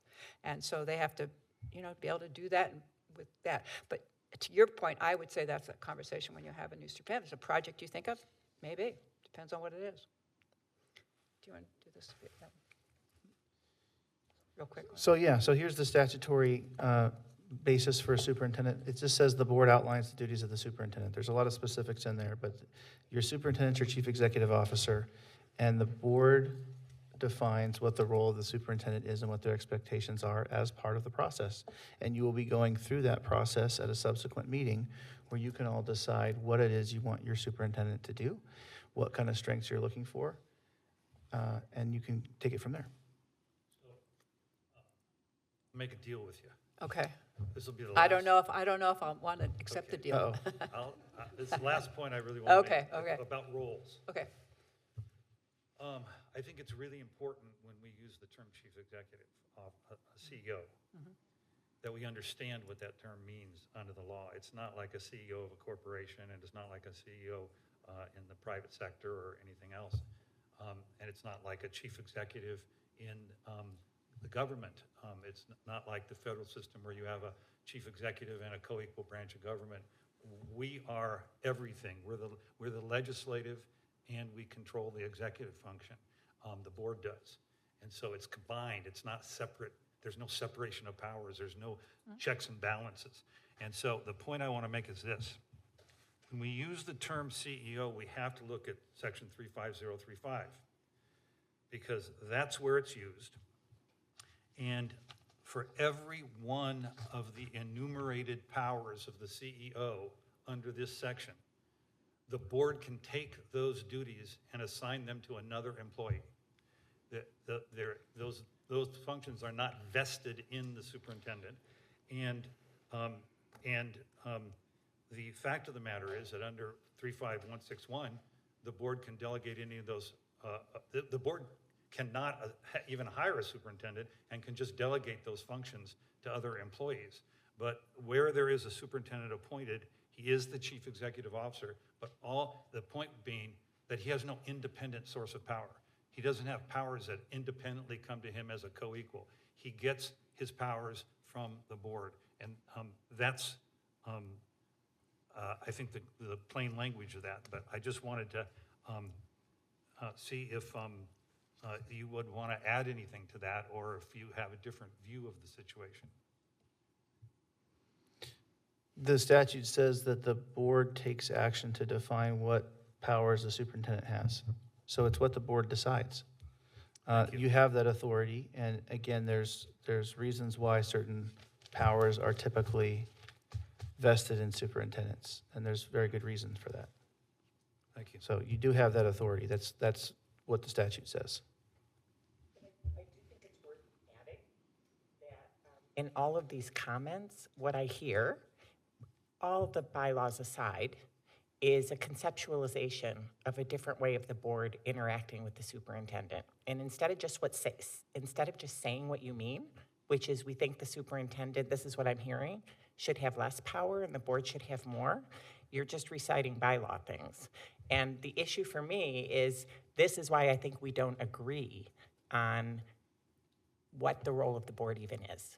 So I would rather not just run through all the bylaws and just be clear about what you're trying to say in terms of the board role. I'd like to be very clear about what I'm trying to say. That is that it's when you get into the policy area that the board and the superintendent start to work together. But when you're talking about the sources of their authority, it's really important to be clear so that when you get over into that policy area, one of the things that I said when I was running for this office is we have over-delegated the board's power to the superintendent, and we need to get a balance back. And so where you achieve that balance is first by understanding what the roles are, and then by agreement and under policy, you can then blend the law with the policy and develop your relationship between the board. Now, I'll tell you one thing, Joan, that I said to Jeff the other day. I said, my desire to restore what I think is the balance and the proper role so that the educators are not governing and the governance people are not trying to educate, but separate their roles again. I said to Jeff the other day, I said, that's not that I don't want the superintendent to be a strong superintendent. I'd love to have a strong superintendent. In fact, what I've learned since coming on this board is that I really want a strong superintendent. It goes to what you said. I want to be able to not try to figure out how to solve everything. I want to have a superintendent how I can go to and say, hey, I've got this concern. It's your job to figure out how to do it. So I would like a strong superintendent, but I just think what we've gotten to here and what I've heard over the years is this idea that it's like co-equal. It's like the federal model, and it's not the federal model, and that's really the point I'm making. As someone who actually sat on the board, your conception of that is not my view of it at all. We don't need to discuss it. I just want to be very clear about that. I don't agree with your conception of that at all. Well, read the law. Read section 35035. I think it's not clear to me because I'm not knowing what you over-delegated, what there was an over-delegation of. Did you let the superintendent vote? Let me give you an example. In 2017, the board president announced in a meeting that she was turning over her power to act in conjunction with the superintendent to establish the agenda, that she was just going to waive her role in that and let the superintendent decide the agenda without the board president. What does that have to do with today? It goes, so she just said. Well, no, but that would be my point. You're trying to think about how you move forward, right? So how do you move forward if you're, 2017 is a long time ago right now in my life, but in 2017 that happened. But now what? What do you want the board to do? How I do you would move say. forward if you don't learn the lessons of the mistakes made in the past? True, that's true, but. So you have the opportunity, though, coming up when you select your new superintendent to define what it is that you would like to see. So what happened in the past in that regard is not really relevant to what you're deciding now. So you're informed about the past, you're learning from it, and then you can make decisions now as a board that you have the authority to make about what you want your superintendent to do. And if there's something in particular that you want to do, then the board can consider that, discuss it, and act.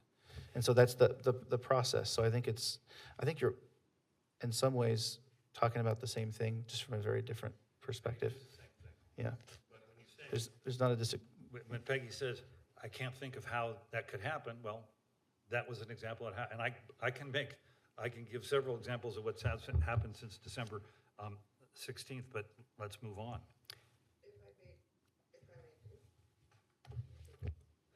If I may, I think to help us go forward and to support Howard's perspective, but to also support Joan's point as well, having been in this boardroom for 14 years myself, I do think that there is some relevance to Howard's trying to make a point to issues that have occurred, because I think for those that are somewhat new in paying very close attention to the governance of the board, I think, and maybe Dee would concur, there have been issues where I think there are differences in what occurred on the board, whether it was, were things discussed openly as a board, or were they discussed behind the scenes and then just brought forward and approved? Were there, was information provided for the whole board, or was it difficult for one board member or some to receive and others received it and made decisions? I think there are issues that were concerning in the past, which is one of the reasons that brought myself forward. And while we don't want to go backwards, I do think that there is, I think Joan has a very good point of feeling that there's not an agreement of the process, but having a lot of history experience, I think it's important for some of it to be made publicly, at least understood, because I think some of the attacks on the current board are, if I may, somewhat unfounded in the respect that there's not, there's that history of why we're here today is because of things in the past. And to go forward, it's really important to understand that we're not here out of any malintent. It's because of what we believe and know we've seen, and we want to make sure it doesn't happen again. And I think that's where learning from the past is important, even though we don't need to bring it up every single time, with all due respect. And I think there are some on the board that have experienced it, and there are some that are new to the board that also have a very good perspective of wanting to go forward. And I think trying to blend all that together is why we're sitting here today, all of us, and why we're trying to go forward. But some reference is important to understand. The only thing I would say about this is just we're ahead of schedule, so just kind of hit that part. So when it comes to district staff, so this is another issue and that happens, but the board, you've heard this many times as board members, is the board hires the superintendent and the superintendent hires the staff. And so the superintendent is the one that basically is responsible, just like the executive branch in government we talked about, it was mentioned earlier, that hires and fires. And the board approves those decisions because the board has the ultimate say. But in hiring the superintendent, you have placed that authority or granted that authority. If you so decide as a board, theoretically under the statute, you don't have to.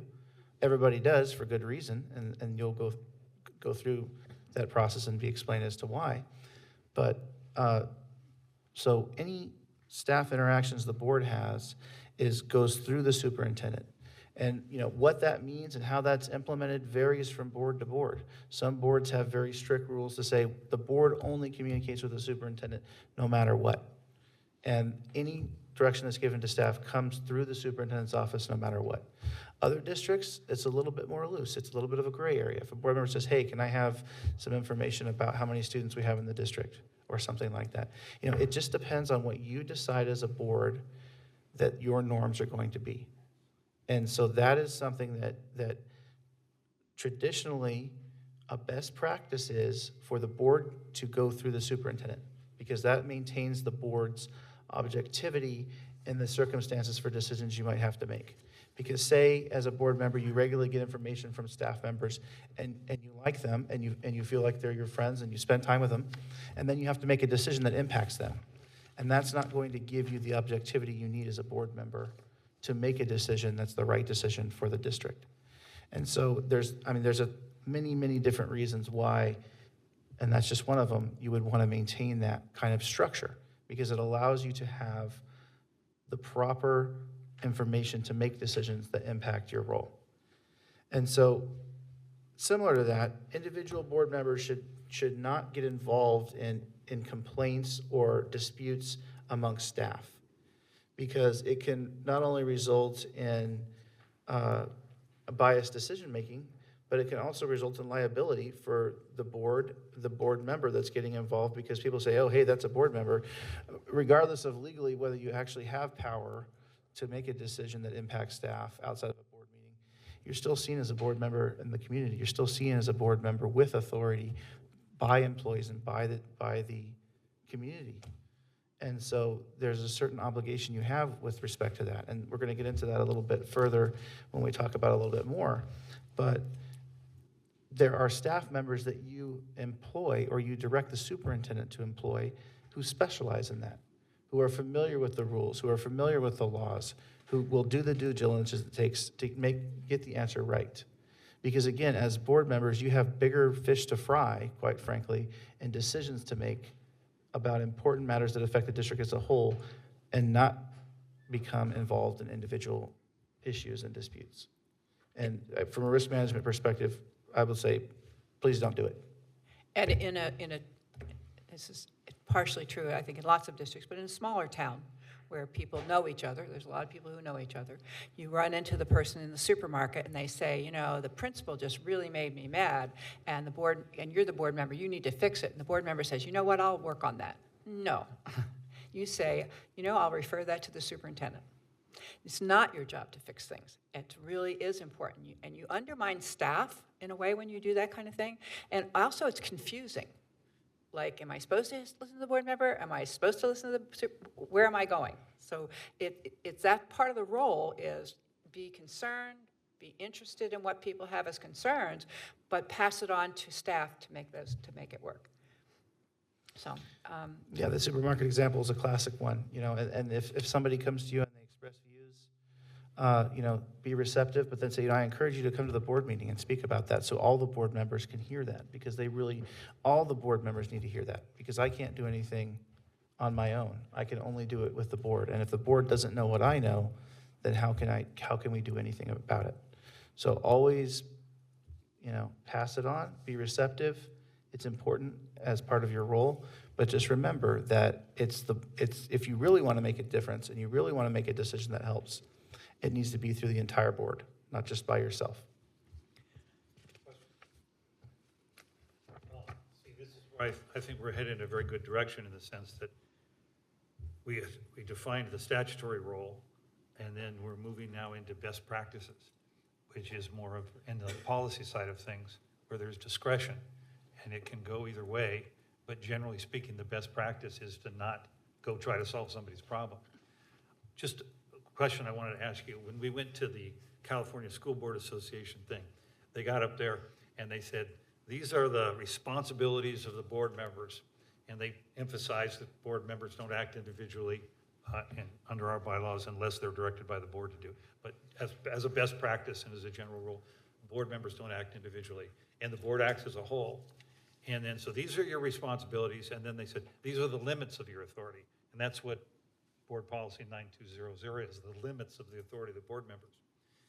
So one thing occurred to me is the third leg of that stool would be, what are the rights of the school board members? Do the school board members have any rights? And I think I've read a couple things about, you know, there are certain rights that school board members have.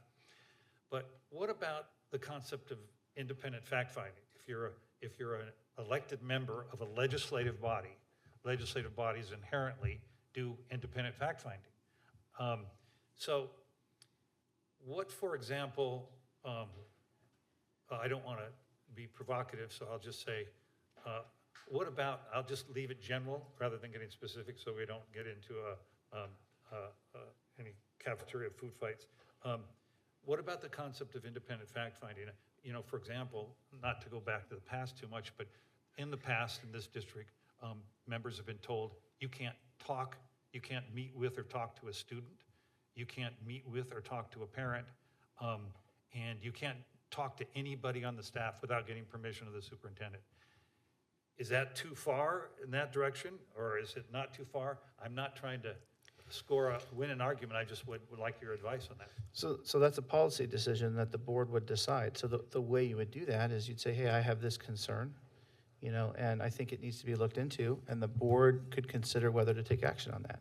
So that it's a lot more procedural. So say you want to have something done, or you have a concern about an issue, it's something that you would bring forward to the board president, and you'd say, hey, let's have a discussion about this item. Or during your comments, you can say, listen, I'm really concerned about this. You know, I propose that we have an ad hoc committee on this issue. Or, you know, if you feel like the board's policy on communications is too strict, then have a discussion about it in public and have that, and reach a consensus on what the board thinks is appropriate to do. And I think part of the confusion has been is that this board hasn't had that conversation yet. And again, as Dr. Lynch said, you don't have a superintendent, so you haven't been able to dive into the specifics of the policies, you know, the different agreements that have been reached by the board and the governance team protocols. I mean, that's a critical step. So you're kind of out there, you know, and you all have concerns about how things were done in the past. And at the same time, there hasn't been a concrete step because you don't have your team in place. So we have a clear policy that everything should go through the superintendent. And I just want to add to the conversation by saying that my job for many years in a past life was being the administrative assistant to the board at a university back east. And I just want to tell you, it's very uncomfortable to go to people who work for the district, whether teachers or staff. I developed very strong relationships to people who were members of the board. It was very easy for them to say to me, can you tell me about X, Y, or Z? It made me very uncomfortable as a staff person to be put in that situation. So I talk to people all the time because I'm a parent. But it is very important not to put our teachers and staff in a position where we are trying to get information from them that is separate from going through the superintendent or putting them on the spot, because they understand that the superintendent reports to us, and it is just not, it's not a good thing to do to staff. So it's an important thing to be mindful. And it's uncomfortable for staff in the sense that they're not sure where it's coming from. And if they feel, I think this is one of the things that we discussed this earlier, that I didn't put into any of the materials we're doing today, and that's about trust. And so learning how to trust. And, you know, I don't think you're there yet. This is no offense to anybody, but I don't think you're there yet. And I think that's something you have to really work at. I know the kind of people I trust with what I talk to. I know the kind of people I feel I can go to and feel like I can trust them. And I know people I can't. And when I'm not sure where they're coming from, I'm probably not very trusting. So I need to feel that. And one of the things I would say to you as board members, you can be a parent, you can be a grandparent in the district, you can be all those things, but to everybody else, you're still a board member when you talk to them. You're still a board member. You are not a parent coming to them. You're now a board member coming to them. In many places that I've worked, where in my superintendencies, and 2 different ones, when I had board members who had kids in the district, their spouse went in behalf of the kids. They never went. They always sent their spouse, if they have a spouse, so that they could deal with it, so that they weren't in a position of coming into a meeting with a principal and they're thinking, oh gosh, this is a board member. No, it's a parent, but they're also a board member. And you never lose that hat. That hat's always on, like it or not, whatever. And that's really going to what I said earlier about, and when we talk about your reflections on the board meeting you may have watched, is that what you want people to see you doing and how you do it? Because those board meetings that's the only public place you have to behave, right? You can be out in the community, but as a board, this is the only place. And what does that communicate to your community, to your parents, to your kids? You know, kids are here, they're watching. Behaviors and words matter. And what you do and what you say matter. And so how you do it, how you say it, those are all things that are so important for everybody out there who's watching. Saying, because I understood, I listened, I understand what you're saying. And I think we, in the context of what you just said, we're moving in the direction. First, Michael talked about best practices, and now we're moving into things like trust. And Joan was talking about, wanting to make sure that you're not complicating communications. I have seen the superintendent of this school district raise his voice with a member of the board and jab his hand in the air and say, you don't have a right to talk to anybody on the staff without my permission. I think that wasn't best practices. I think that took it too far in that direction. But I think that you work back in a direction where you have more collaboration. But I just want to say, you have to have a foundation in objective standards first. And those are both legal and those are defining the roles of people. You have to have objective criteria. And then when you move into the policy area, where you're starting to talk about values, courtesy, trust, those are essentially subjective things, and that involves people having a relationship with one another.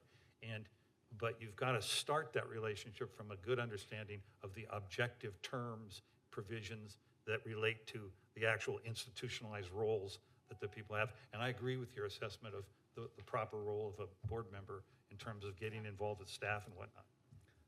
Okay, so we're going to move on, I think. Are we good to go here? So you have a document in your packet that I'm going to ask you to spend a few minutes reading. 4 traits of a governance mindset, how school boards and superintendents can create effective governance systems. I'm going to show it on the screen, but I'm going to ask you to read it because it's a little long, but I think it's worthwhile. Davis, it looks like this. Should be in there, right? If it's not, everybody find it or not? We start you off with 4, and then we double it to 8 by the end. Do you find it? Everybody find it? If you don't have it, Howard, it was in that clip stuff, I think, but you can take mine. No, it's the other one. It's in the same packet, yeah. You can take mine. And I'm just going to ask you to read that. And as I read it, I think I'd like you to sort of underline any key parts that really strike you as important or really resonate with you in terms of your work, okay? So you can just use mine and write on it, it's fine. Just write on it, it's fine. I don't mind. Okay, thanks. Huh? Yeah, what resonates with you, what makes you think, where you think you, any of those kinds of things.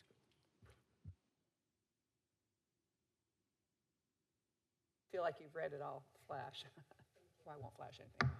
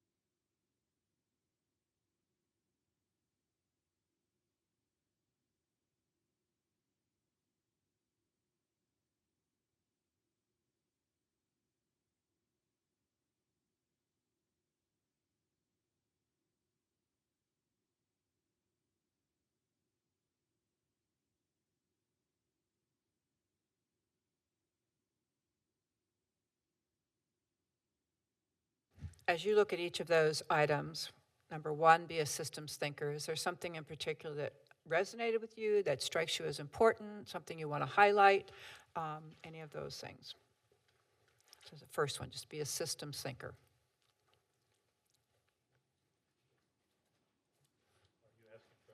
Yeah, does anybody want to comment?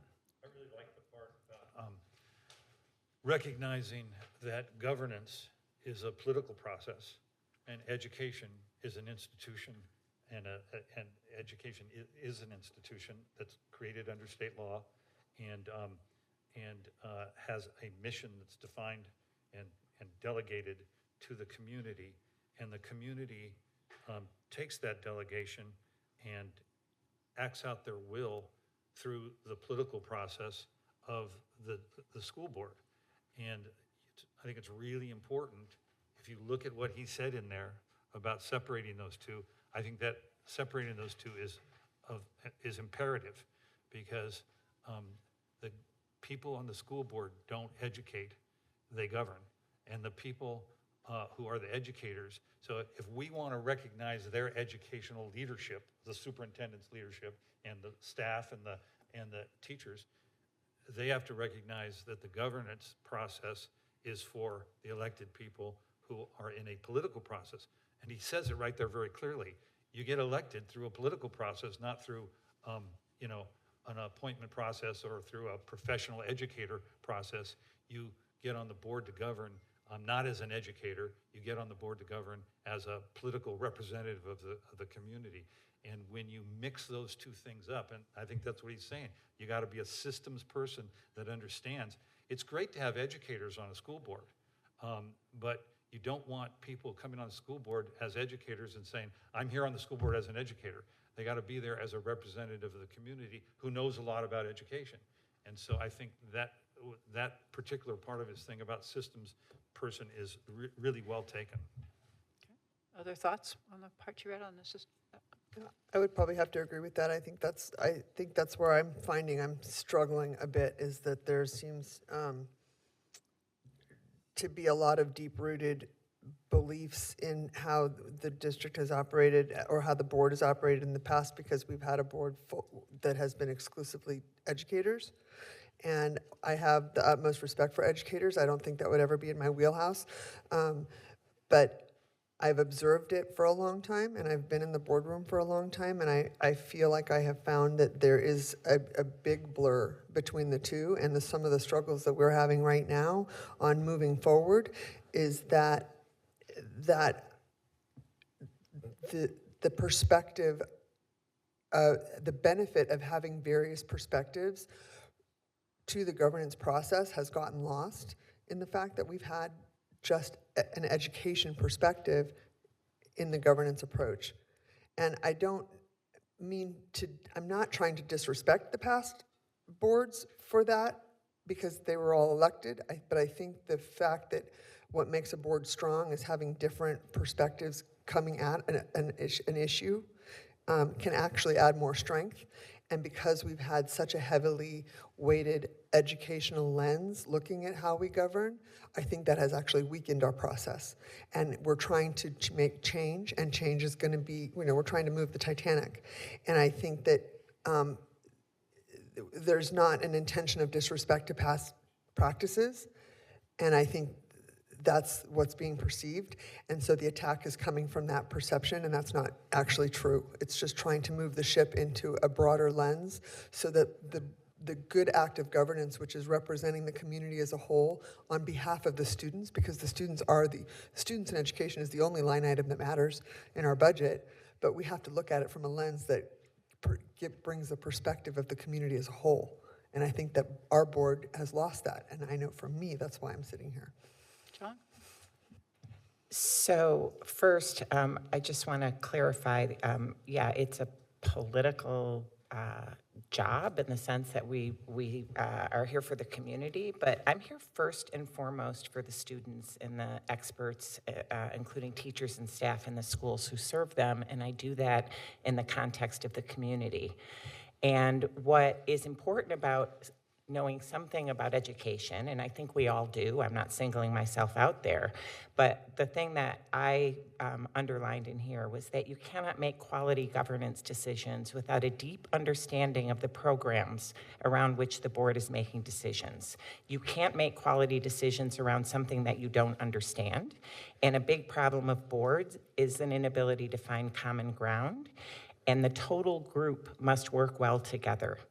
And so those are the things I underlined, but it is important to recognize that if you want to make a claim that, you know, we don't need to do it, we're not educators, we do need to understand what we're talking about and do it together as one board, not individuals making decisions.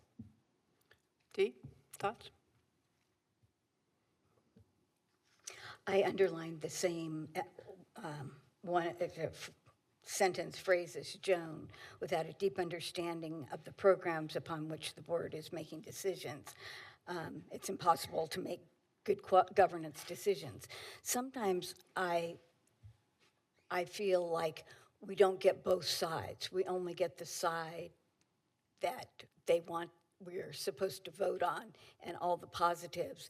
And in some of the financial decisions, there is another side that we're not really presented. So it's hard to really make a good decision. Okay. Jeff, any thoughts? I just like the very short sentence in the Be a Systems Thinker section. It says, governance is a zero-sum game. And I think that's important to know, that we have to come to a decision with unity and then support that decision. With unity, yeah. Jim? Okay.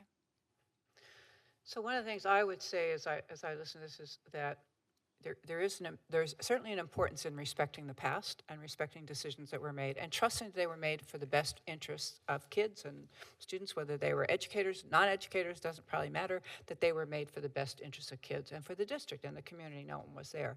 The political process is a political process to get elected. And politics are always part of it. Just so you know, my dissertation is on leadership behaviors of superintendents, the political leadership behaviors of superintendents, and talking about it, and did a model based on city councils and city managers. So I've got a little experience about politics stuff. But politics also don't have to be about, once you're elected, how do you move forward, right? How do you do the things you need to do based on your own belief system? And how do you value everybody's point of view? But again, words and practice behaviors have mattered. And so there's some history that I don't have control over, you don't either, they're it. And how do you get that and say, we're going to move forward together? And respect each other for the kinds of experiences you each bring, right? That takes time, and that takes kind of around that issue of trust, okay? And you still are all saying the same thing at the end of the day. You're underlining the same items, your interests are the same. So you should be able to figure out a way to make those interests happen in a productive way. So just remember that you may disagree with how certain things are done, but you still have the same core purpose. You still have underlined the same things in this article, you know, which is that you're here to have good decisions for your district. You need a deep understanding of what you're doing to make the right decisions. So it's there. It's there. You can make it happen.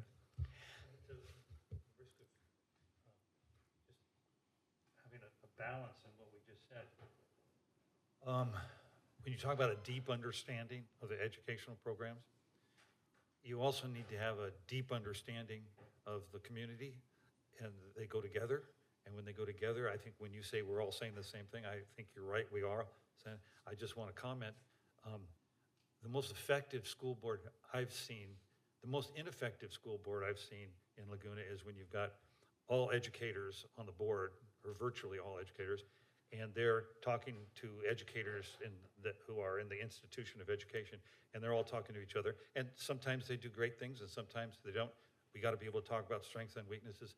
But the best board I ever saw here was a board that had a dentist, a lawyer, a PTA mom, an educator, and the president of the board was a local locksmith. He was a businessman.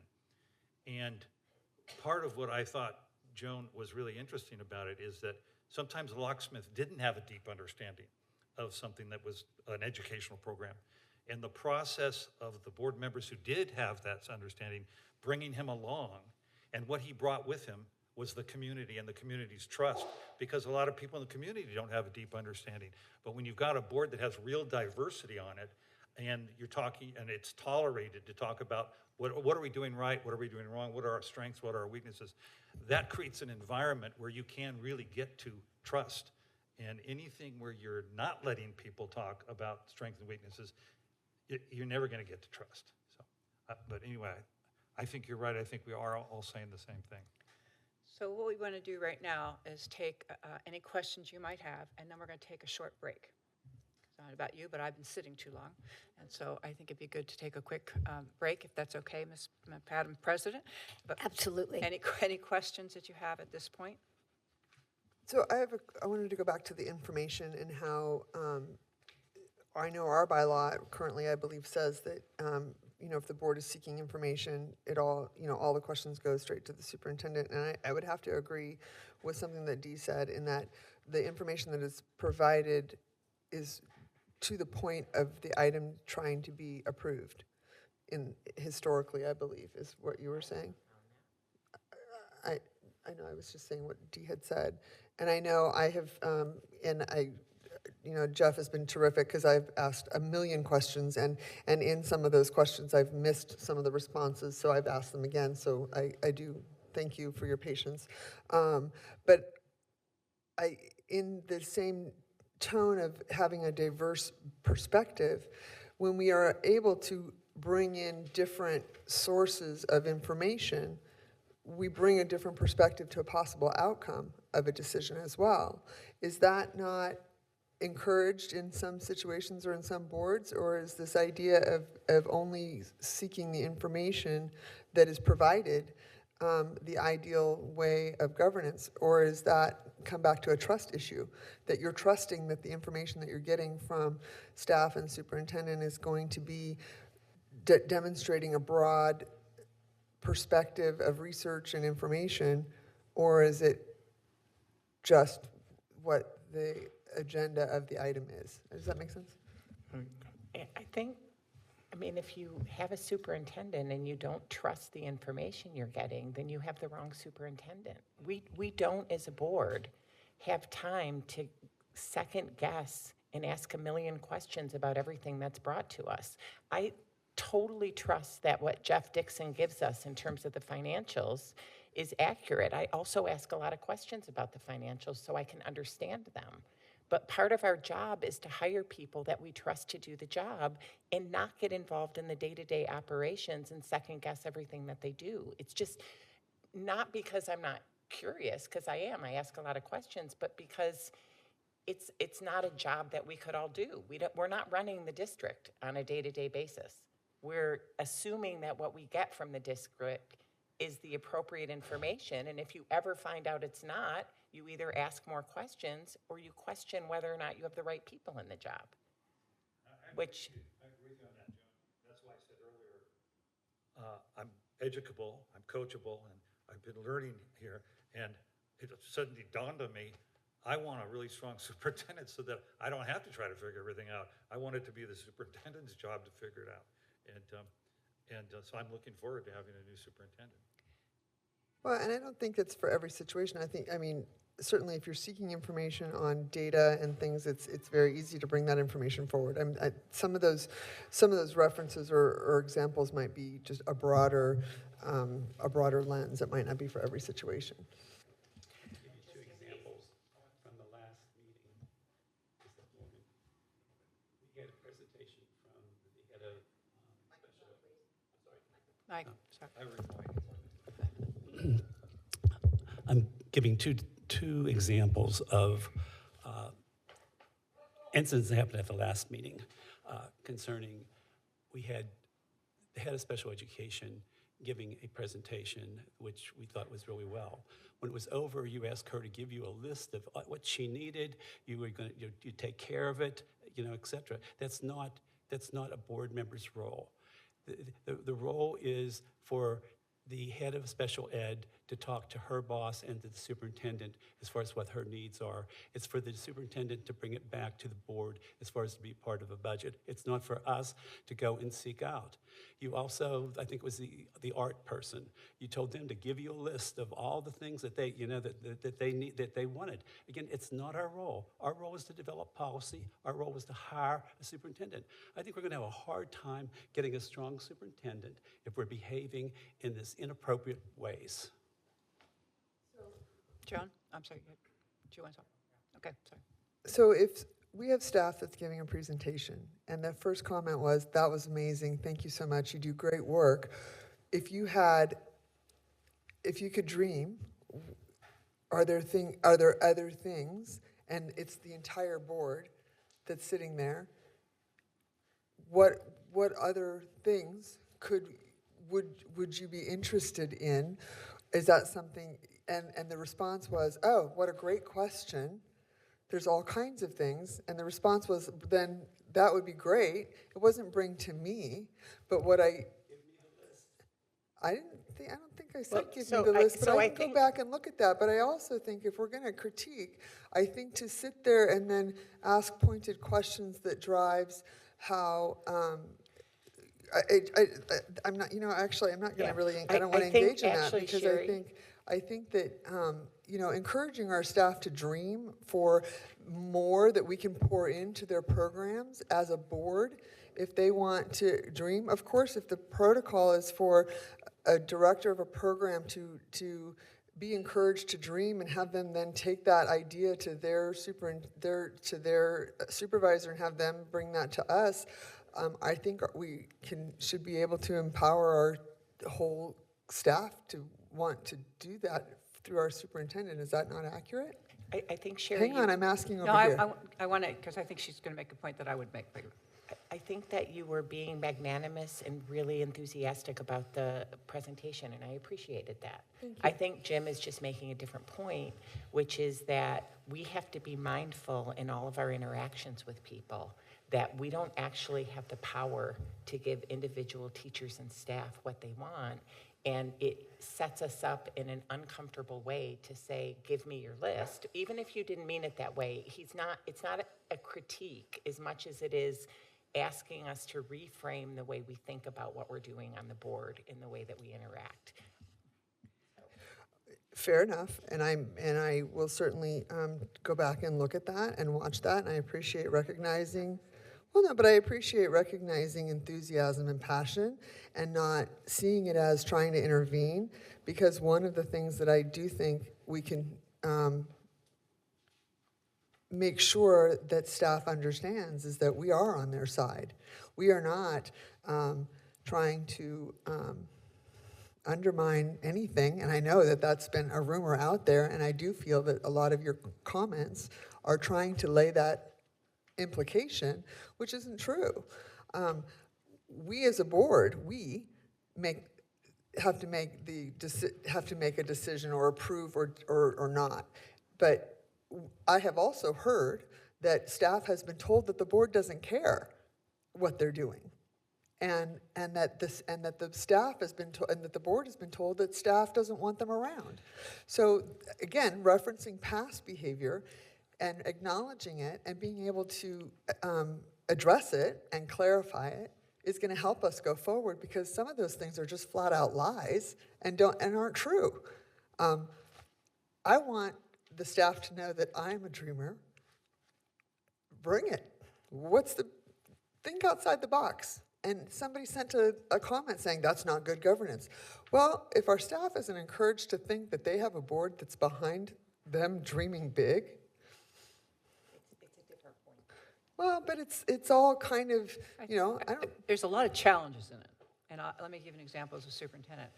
I don't want a surprise from my staff who hasn't had a chance to talk to me about their dreams, so that they propose something that we've already said no to because of certain reasons. Oh, fair. Right? We don't know. I think, I guess if I were saying to you, I would just say, thank you very much. It was a great presentation. I hope whatever ideas you have, you're sharing and working through to come up with new ways to do things. Okay, That's fine. That's fair. Yeah, and I think, that's why I asked you all to go back and look at your board meeting, a board meeting, to see how you did things. And that's, sometimes what you think you said, was said. I watched how what's going on around the table, like around the table. Are we talking and doing things while other people are talking? Are we passing papers to the person? All those kinds of things are indication of whether people are really engaged in the process of governing and really being the best board member you can be and a colleague to each other. I mean, that's ultimately what you want, right? I think. And I think what Michael said about we're all saying the same thing. That's the last time I'll say it, but I think what Jim was saying and what Sherry were saying, obviously they got to work in towards the center there, but you guys are really kind of just trying to establish what is the appropriate way to do what you want to do and the appropriate way to do what Jim's saying. So it's a fine tuning. So it's interesting too, what people's intent is and what's perception is are often very different, right? And so that's something we're always paying attention to. How are we perceived? So. I thought Sherry's intent was marvelous, and I took it that she wanted staff to be able to think of other things that they might want to do, not necessarily bring it to the board, bring it to their supervisor and to the superintendent, but to let staff know we're open to funding things, is the way I took it. You're lucky that you can do all that. So this really kind of underscores the point that you are board members and what you say reverberates through your entire community. So when you say something, people are going to take it seriously. And so you're in a far different position than you were as if you're commenting at the dais. You're now at the decision makers table. So when you make a statement, when you make a comment, it has an impact on what people think about what's going to happen. And if you say things, it can cause uncertainty, and people don't know what's going to happen. Your employees don't know what's going to happen. Your students don't know what's going to happen. They want to have a sense of certainty and leadership from the board and performing your role and being aware that everybody's watching you.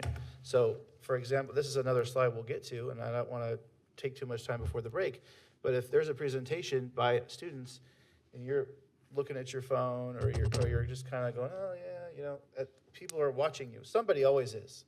It's not, these days especially, it's broadcast on the internet. So somebody's watching every move that you make when you're in that chair. And it's really important for you to kind of be aware of that at all times in the back of your mind. Not only what you say, how you say it, what you do, the position you're in. You've been elected. Thousands of people voted for you to be sitting in the chair that you're in. So there's a big responsibility that goes with that, in all phases. And so that's just something, that we're going to touch on, but just be aware of that. And it can have a big impact on what you do. So we're going to take a short break. So it is, what time is it? 7:15. We'll take about 15 minutes, 10, 15 minutes, 7:25, 7:30 for sure? Okay, we'll call you back. Eat your lunch, and your dinner.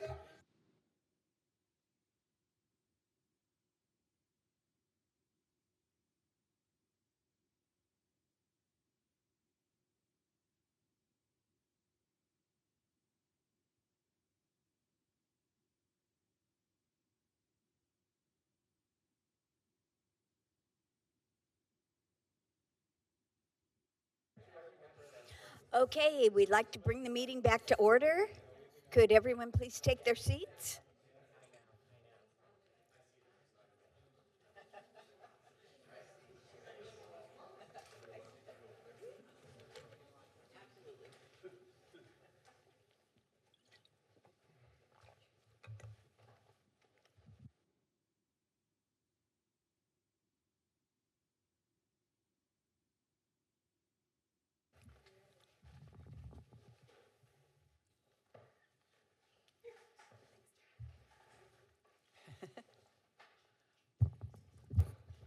Okay, we're going to get started again. You'll notice we put up characteristics effective team, what makes an effective team. I just want you, first of all, I am a sports fan, so I really pay attention to sports a lot. My husband was an athlete, my brothers were athletes. I love sports, not every one of them, but most of them. I'm a Kansas City Chief fan. I got really disappointed this year. That was a bad game.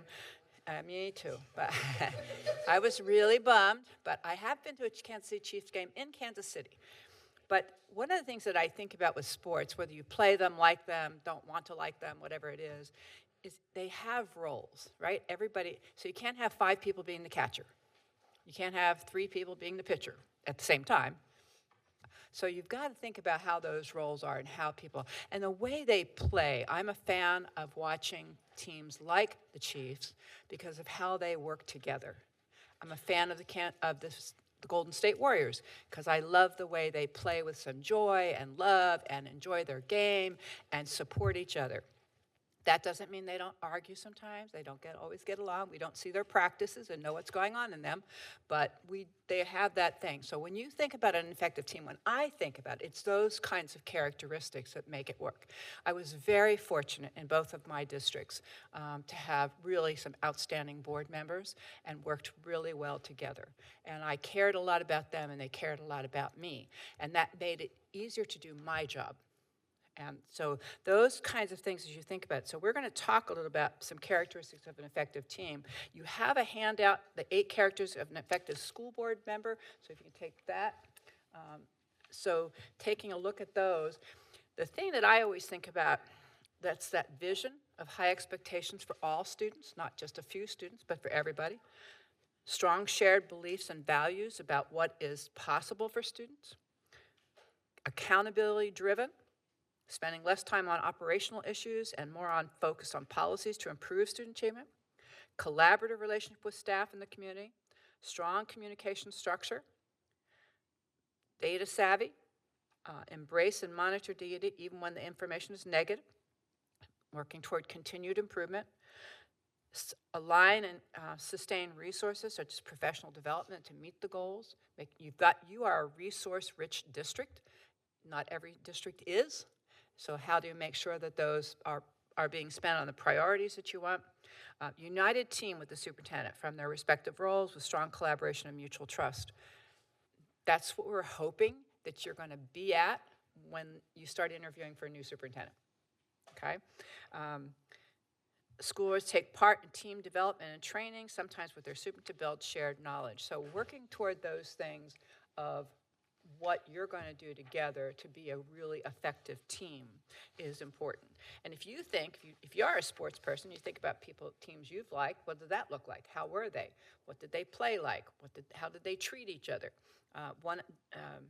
Andy Reid, who's the coach of the Chiefs, happens to live in San Juan Capistrano, Dana Point area. If you talk to people who know him, they love that man for the way he treats people, for the way he is with his people. And that's such an important part. So if you're thinking about what you're going to do, some of these characteristics, I think, become pretty important. Pretty important. So we're going to spend a little time on a couple more activities. We are going to end by a little after 8. I hope nobody will be mad that we get home early instead of 9 o'clock. I'm assuming that'll be okay. That's always good to end a little earlier. So we're going to talk now a little bit about the board and public and what makes an effective team. So I asked you, for the audience perspective, I asked each board member to watch at least one board meeting where they were in. And I asked you particularly to watch your behavior. I don't want you to critique somebody else's or anything else. I asked you to think about yours. And I think I'd like you to think about what are some reflections about the meeting in general, and what might be some steps you personally can take to make the meetings more effective. Okay, so general reflections on what you saw in the meeting, any meeting you watched, it doesn't matter which one. I think going to something somebody said earlier, this issue of civility. To me, a lot of districts have civility policies. I don't know if you do or don't, but civility in our culture right now is not seemingly a high priority in my view. And so you as the board representing children, hopefully will practice civility in all that you do. So what is, any reflections on the board meeting, any particular things you thought of or saw during the meeting? And then what's a thing you're willing to say, I want to do better as a board member, if you're willing to say anything? Or as a superintendent? I know it's hard to be vulnerable in a meeting with all these people watching what you're about to say. I did the wrong assignment. Huh? I did the wrong assignment. Oh, you did? I watched the board meeting when I was out of the country. Oh, okay. And if you remember, that was the one Oh, that that's right. I Yeah, you told told me. you, that I watched it, and so I had lots of things, and I wrote the president right away about how sorry I was regarding that board meeting, but that's, so it's not fair because I'd be critiquing all of you, not myself. But if you were in the meeting, is there something you think you would like to do, that you would like to do to make a board meeting better? One thing I try to do is move the meetings along, and this is something I've done since the last 6 years, that we've had a lot of hen fights when I first came on, and so I tend to try to follow Robert's rules, and I try to move the agenda so that we're not going in circles. And so I think that's one thing I bring to the board, and I think it's helpful. Okay. Anybody else? Jeff? I think it'd be, for myself, but even for all the board members, hopefully getting to the point of always being able to assume positive intent. With it, whether it's a question or a comment, how we phrase the question or how we make the comment, I think can go a long way to helping everyone assume that positive intent. So that would be an area I'd like to improve on. Okay. Anybody else? Dee? I noticed that I said a lot, working on that, but also that we have had booing in the audience. We've had some really embarrassing things that do not look like a good example for students, and that I need to be firmer and use the gavel. So one of the things that can happen in board meetings is to ask your public to do this, be civil, and to treat the people with respect, and hopefully you do that. You got to earn that to a certain extent. You got to earn their trust. You got to earn their belief that you're doing that. So what else? Anything? Joe? I watched. I'm not sure how I could have handled some of the exchanges differently, to be honest, and I have at it if you want to give me advice on that. But I would love to be able to be at a point where I trust members of the board, because I don't. Right. Anybody else? Joe? Sherry? I'm trying to show up really prepared, and I read a lot, and I ask a lot of questions, and I do find myself saying a lot, which I don't like. I'm trying to make informed decisions, and so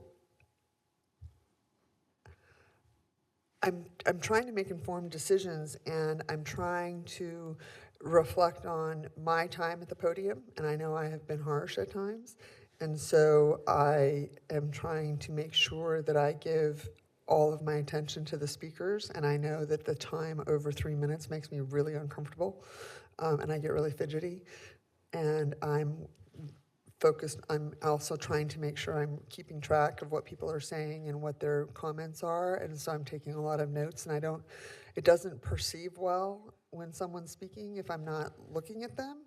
So how I can demonstrate that I'm truly listening, but also trying to make note of what people are saying, so that if I want to go back to it or speak to it later, or if I have an opportunity to meet with them in the future, I can reference that. Because trying to connect with people is really important, but I'm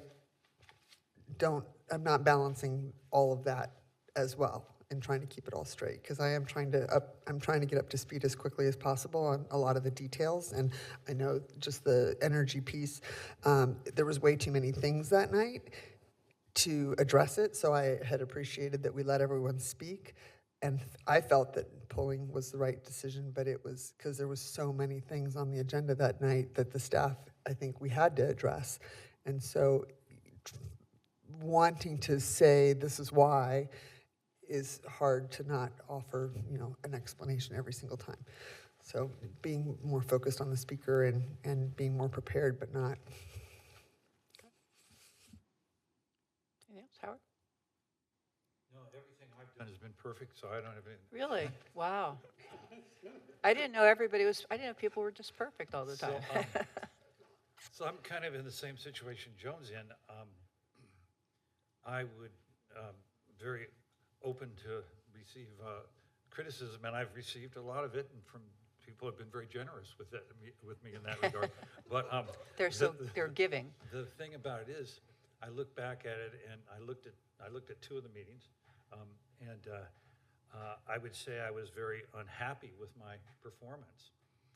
And the way I handled myself, but then I'm kind of in the same situation as Joan. I don't know what I could have done to change it. I really thought a lot about it.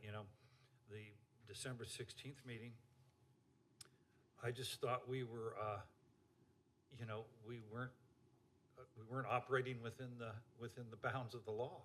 And so it's like, I look back and I thought, I sort of feel like I had to do what I did, but I kind of, if I were to try to think of how I could have done it differently, all we could have done is stopped and said, look, we can't meet. We don't have the capacity to meet because we're not really constituted to meet. And so if I'd done that, I think everybody would have thought I was crazy. So anyway, we went through it, and it was very awkward. It was clumsy. It was a horrible experience. But on the other hand, I kind of said, I sort of did what I think I had to do, and I think in the end, it was the right thing to do. It's funny because people said, well, you violated the Brown Act by the way you did. I said, well, technically the Brown Act didn't really apply because it really wasn't a duly constituted meeting under the Brown Act. But the point is, I guess what I would say is it was very, very awkward and difficult, but we got through it. And it's like my brother used to say, any landing you can walk away from was a successful landing. And the other one was the meeting about the communications plan. I went back and looked at that, and it was a very difficult situation for me because it was I think understandably perceived that I was criticizing a member of the staff, but the reality was I didn't even know who the staff was that was involved in this. If you'd asked me to pick that person out of a room, I wouldn't have been able to because first I didn't have a name, and I wouldn't have matched a name up with a face because I didn't know. But what I said was, and we're going to have a governance workshop in February, and I think we need to take a deep dive look into this program. I know that it's based on a number of theories of communications, and it's won an award. I've worked in government agencies where you put together plans like this, and you get awards for it. And that's great. It's really good. But we got to look at a couple of things that are going on here. And that has been characterized as me being really, really negative and attacking a member of the staff who I had no idea who this person was. So I guess what I learned from that is I've got to be damn careful about what I say as a member of the board, because it can come back. Your intention can be perfectly rational and reasonable, but if it's perceived as you're attacking someone, all hell's going to break loose, and all hell did break loose. Do you think that had anything to do with the fact that you had just been on the board, maybe 2 meetings? Yeah, I think it had a lot to do with that, and also so, had to do with the fact there was no superintendent. Sure. So we were feeling our way through, but it was a very traumatic experience for me. Okay. I lost a lot of sleep. Okay. Other comments? I also noticed that about how important the agenda planning is, and that at about the 5-hour mark, people get snappier with each other that we don't want. And that last meeting, if we had had the other item on it, we would have been here till 11:30. It would have been really, I think it would have been contentious. Yes. Yeah, agenda planning is a big deal. It's really important to do it well and to do it carefully. And given where things are right now, you're going to have audience members come and speak about what's going on. So it takes away from maybe getting to the agenda items you really need to get to. So real careful planning about how the agenda looks, how staff's going to present, all those kinds of things are important. There's different things boards do. I'm intrigued by the fact that people can continue to keep bringing up yellow cards to speak anytime during the meeting. A lot of districts have them do it at the beginning, and that's it. You can't do it. Not that they don't speak on the item on the agenda later, but they submit ahead of time so that you're not, then somebody can't. I've never seen that, by the way. It's just different for me. Well, I think we have that here because if our meetings are long, somebody can be watching that lives close by and then just dash up for their item. Okay. Yeah, it's just a different, I've not seen that personally in board meetings, but I do think the agenda planning, the careful thinking of what's going to take place, how long things could potentially take is really significant. Again, it's the only time you're in front of your public. And how you are perceived during that part becomes the story that gets told. Well, and maybe bringing our comments, as much as I appreciate wanting to not cut people off and turn off the mic, and because it can be very abrupt, the city does a double ring where it's 30 seconds, the alarm goes off, and then it goes off again at 3 minutes, and that's the end of the speaker's time. And so you have to wind down, or they will say, I'm sorry, you have to be done. And I appreciate allowing tonight with a small crowd to kind of let a few things be aired out that were very important to be said. But perhaps going to it's 3 minutes, there's no applauding. There's no, it does create a circus-like atmosphere. And I think one of the things I know I'm struggling with is this continual attack. And everybody, the freedom of speech, I respect that. And I have exercised it as a member of the public that is defending my property tax, that is defending what has been told to me by parents, community members, students. The mama bear comes out. I totally understand. I'm on the other side of the table now, and it's a different hat, and I own that very seriously, and I love that we're doing this, but I think the atmosphere that we've allowed to happen is not helping any of our situations, and it's taken the political and let the political continue, and the governance can't start. And it may stop, when they see you all working together better. Previously, one of our former board presidents would, at the 3-minute mark, would say, I will grant you 30 seconds more, please finish up. And it seemed to be a kind, courteous way, and people didn't go away all angry that they were cut off. Sure. Yeah, I used to appear before the board when that practice was in place, and I was really very okay with it. I felt good when I got to 3 minutes, and they said, wrap it up, you got 30 seconds to wrap it up. I really felt good about that. I felt like that was an opportunity, and it was fair. Yeah, and everybody does different. It's what you decide to do as a board and what you want to run. I just think that, it's an interesting practice that I've not seen in typical board meetings, that they have to do that ahead of time. Joe? Sorry. Yeah, so in previous years, we had discussed at the governance meeting all of these kinds of issues, in part because we've always struggled as a board to figure out how to have a meeting in which the public is invited, because they deserve full transparency and should also be able to respond and give their opinions on items of the agenda, given what we share. But rather than deliberate about how best to have a meeting, one of the things that's been frustrating is that there was a unilateral decision by you and Howard, I think. This isn't a criticism, I'm just trying to get to where we are now, to change the structure of the board meeting without having any board discussion that got to issues like, what do you do about 3 minutes? There were really good reasons we cut people off at 3 minutes in the past.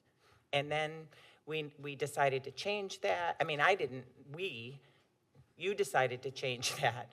And maybe that's for the good. I'm not saying either way, but I think we are in a moment where people are not clear what exactly the rules are, when they have to stop talking, if 3 minutes is always allowed or never allowed. You know, like you can always go over. Sometimes it's not clear when exactly the public comments are going to be. I think it's confusing, and we've never, as a board, discussed these things. They just changed. True, and I'll take responsibility for that. Howard did not have anything to do with it.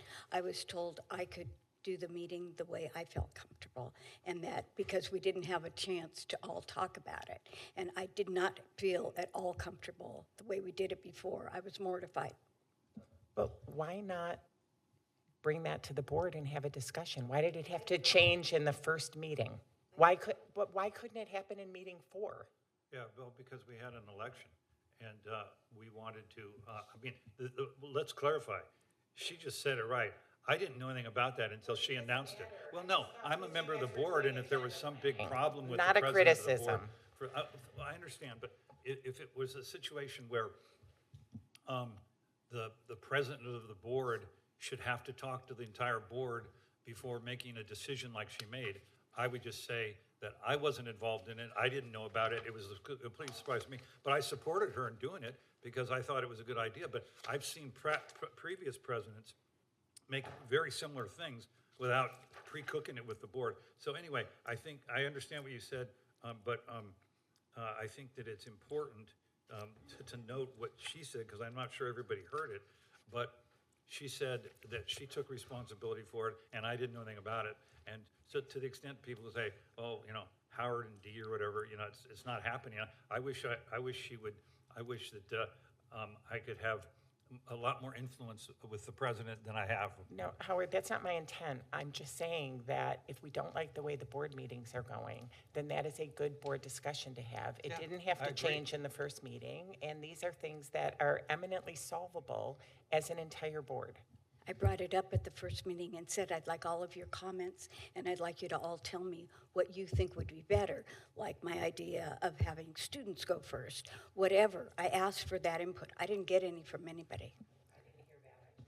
Yeah, An announcement of how the board meetings would run. It doesn't matter. And if they don't work, then we'll change them. Yeah.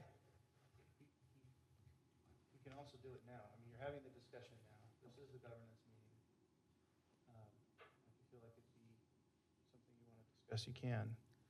Or you can agree to discuss it at a future meeting. And it's Here's my thinking on all this, really. You're bringing up a lot of issues that are really about what you're going to do when you have a new superintendent, how you're going to act. So between now and then, this is what it is. If you don't want it that way, let's change it. You've had a history of doing it a certain way, that's including your public comments. That's fine. It's just I've never seen it like that, and it makes your meetings. It's a meeting of the board in public, if that makes sense. It's not just for the public to have a meeting. It's for you to have a meeting in the public to do the business of the school district. That's what the job is here. That's really what it's about. And so how you do it is really going to be important, right? Yeah. Yes. Yeah. No, nobody likes to do that. I mean, they don't. But everybody knows what time you have. Yeah, I've seen people leave crying because of that. Yeah. I certainly like the idea of at least establishing something between now and going forward. I would hate to think that we're going to allow this to continue until we find a superintendent, because I don't think it allows us to have It'll help you do better board meetings. I agree. I mean, I liked your suggestion of I'll give you 30 more seconds. I like what the city does with the 30-second bell and then the 3-minute bell. I like the idea of students going first. I like the idea of what I think whether that you instigated or implemented, which was the item is presented by whoever's introducing it, staff or the presentation, and then the board is able to ask questions, which we do need to get better on motions, and that's something that I watched that I did not do as well.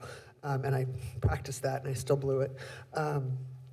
But I like being able to ask questions and then having the comments from the community, because I think it allows the information to come forward. It allows us to possibly flush out some questions. And then I think this community can ask more informed questions rather than coming to the podium asking frustrated questions because they really don't know what the subject is about, or they don't have all of the information. And then we can go into discussion and a motion if it's an action item or what have you.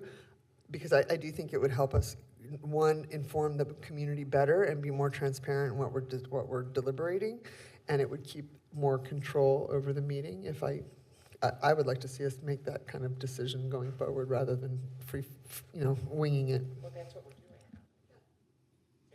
So you're not proposing we change anything, you're proposing we keep it like it is. I think the time up would be good, and making sure it's consistent rather than, we've kind of been trying to get to a consistent point, and the time is the big one. I think Michael's comment is a really good one. When there's something that any board member feels that hasn't been sufficiently discussed with the board as a whole, then you bring that up and you deal with it as a whole, and do it instead of lamenting that it wasn't done enough by a whole. Now we're together. Anytime we're together in a board meeting, we can do whatever as a whole we need to do. So if I'm hearing you right, your suggestion is to do the 3 minutes, and then when they're at 3 minutes, you warn them, or however you do it, and then you say you have 30 more seconds, and then they have to finish. I mean, I think if that's okay with Or a everybody. 30-second bell at 2:30, and then 3 minutes, and if they seem like they're Almost there. kind of getting there, then like, okay, we'll She give has you the 30 more seconds, and ability then to give the, 30. the hook and bell and gong, and Yeah. I mean, if everybody's okay with that, let's do that. I think the other thing you were talking about is having staff, like an agenda item, the staff gets to present on the item, share the information. or whatever the presentation. Board asks the questions, and then it can be open to the public to talk about. And if you're doing that, that's great, because that gives everybody a chance to hear a common thing of knowledge. Everybody's got the same information. The board has it, the audience has it, and then you can deliberate from that. Okay? Is that all right? Can you run that by me again? No. So the item comes up. Right. The board has a discussion first. They have questions from the public. No. What we're doing now. The item's presented, the board asks questions, the item's presented. So do we have to, so that's a question. Do we have, if the item is presented, does there have to be a motion after the item is presented for the board to ask questions if we set it up in that way? Or Typically. is it just, okay, now the board can ask questions? I mean, my experience is you make a motion on an item, and then you can discuss it. That's what I. That's discussion, but what about questions after a presentation? So the item has to be agendized for you to take action on it. It has to be on the agenda in order for you to take action. Right, but if we're doing if it's, whether it's information or an action item, in this idea of how we're gonna organize, if we have this, whoever's, whether it's staff or a guest that's coming in to present something, we have the presentation, then we have questions, then we have public comment, then we have discussion. Do we have to have a motion to have board questions before we have public comment? Not if it's agendized that way. No, you can organize it how you decide to organize it. Board members have any questions, board members are done, say, time for public comment, and then I guess you go back, then the board can either act or not act. And then we move to discuss, and then, so we have to have a motion to discuss it, and then make an action. The way it's always been done here, or at least with, yeah. Well, because it's the way we've it's kind of, always been I know done we've here. gotten into discussion a couple times, and I know last time Jeff had said, Yeah, we they don't have a have- motion to people discuss, get up- so we need to discuss, so. They take public comment, and then they talk, and then they act. And I many times proposed that they take public comment, that they talk, and then under the Brown Act, you can allow public comment at any time during the item's consideration.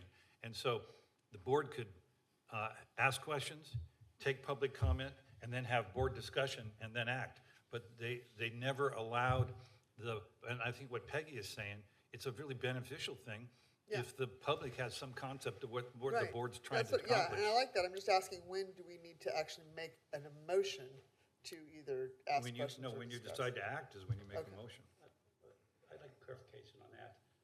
We by our bylaws, we are following Robert's rules. And I would like our parliamentarian over there to fill us in, Victoria.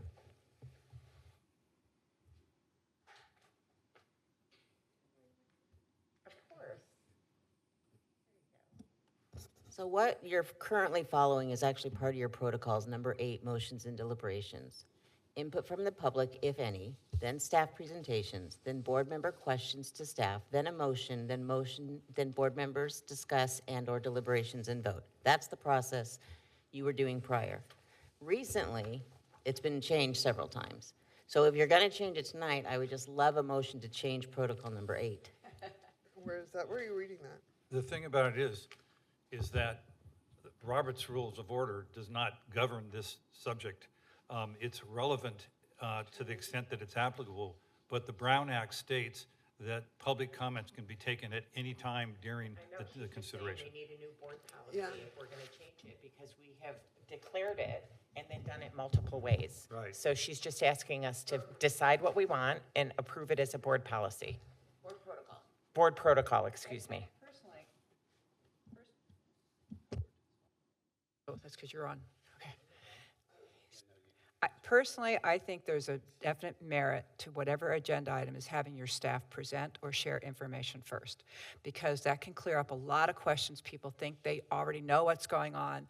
That would be, if I was superintendent and they made me in charge of everything, this is what I would do. I would ask the staff to talk about the agenda item, why it was brought forward, what the background is, clarify any questions you have, and then let the public talk. Because they may get their answers before they have to speak, right? I mean, I'm assuming your staff, I mean, your staff is a good, experienced staff. They're not trying to come up here and wing it, right? So you trusting them to know they're going to bring forward information, and then you can, ask questions of staff, and then if public still wants to comment, they can comment. I mean, you can do it any order you want, but to me, that makes some sense. As a frequent petitioner before the board, it used to really frustrate me and others that it was structured so that you had to speak from ignorance because you didn't know what they were up to or what their intentions were, and then they would have their discussion and act, and you'd be like left in the dust. And so I think this is a much better approach. So do we need to make a motion here to change it right now under this number 8, motions and deliberation? Can you just tell us what the protocol would be to have and then she will tell us the protocol, and then we can just vote on it and be done. So this is an action item.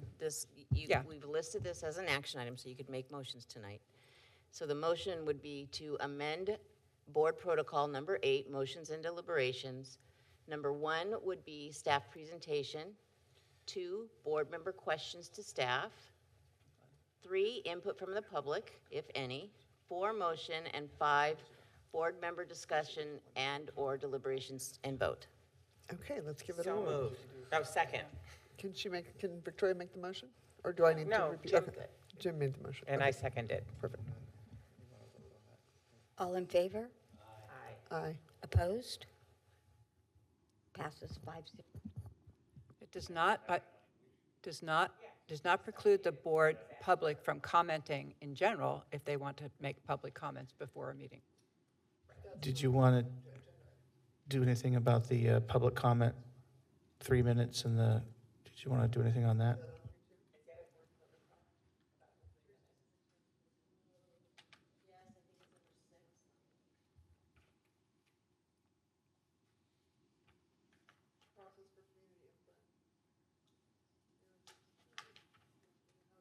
If it's not a protocol per se, I think you could just agree to practice that. I mean, that's kind of a. Yeah, an online, shared with the members prior to the start of the meeting. Word limit can't, in 3 minutes. No more than 3, it says no more than 3 minutes. Word count limit consistent to no more than 3 minutes. 1,500 characters is the limit set for each item in the online form. Yeah, that's just the written comments. In the meeting, we can just agree that we're So am I warning them at 3 minutes? Can we get just about? So Saying you have 30 seconds more? It changes colors up there. But some people are so busy, they don't notice. We might have to pay for it, but we'll work it out. Is that at 2.5 and then like a warning at 2.5? The city does a warning at 2.5, I think, and then a bell at 3. And if they go over, then they start to say, you need to wrap it up. And then that would be what you would say at 3 minutes, I guess, and then let them finish, and 3:30 they're done. Right?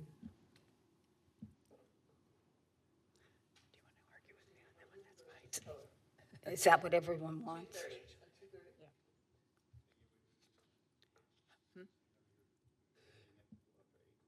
And I had one other question. Right now, we have a long list of anonymous comments. Can we discuss whether we publish anonymous comments? Because right now, I give a lot of kudos to those that come before the board. They don't have to state their name, but they do make an appearance. When people make anonymous comments, it's kind of like what we talk to our kids about, being mindful of what they say when they're behind a keyboard. And I think anonymous comments become more fuel for keyboard warriors. And if they have their names attached, then it gives them maybe reason to pause as we are pausing. So I just want to, look, staff and teachers. And maybe they can submit, but it's not published. That would be an alternative to that thought. I think that staff morale is very low, and my assumption when I see anonymous comments is that there are staff or teachers who are writing comments, and it's the only way that they can get their opinion out there. And I do not feel that it would be appropriate to say that their opinion can't be heard unless their name is attached, because we're in this moment where people in the district don't trust the board, and they want to tell you how they feel. Not you, they want to tell the board how they feel. What's the legal, what would you say? Can't ban anonymous comments. You know, it's not allowed. It's a violation of the. As well as publishing as well? Yeah. I'm not saying receiving, I'm just asking about publishing. Because if kids are reading it, some of them aren't very nice. And if we're talking about being respectful of our students, I'm just curious. You can't discriminate on content of a comment unless it's, threatening or, you get into that. But generally, no, you can't prohibit anonymous comments. It's unlawful. It's. Okay. We're going to talk a little bit about the board and the public, and we've got some practical tips. Michael and I are both going to kind of chime in on a little bit of this, and but the first one is they are watching. So we kind of touched on this a little bit already, before the break, is that, somebody's always going to be watching what you're doing when you're sitting in the chair. And one thing I wanted to say on that is board meetings are long, but they're also short. You only have a few hours where you are publicly visible in your role as a trustee. So what you say and what you do really matters. How are you going to spend your time? Are you going to spend it arguing about something that happened before?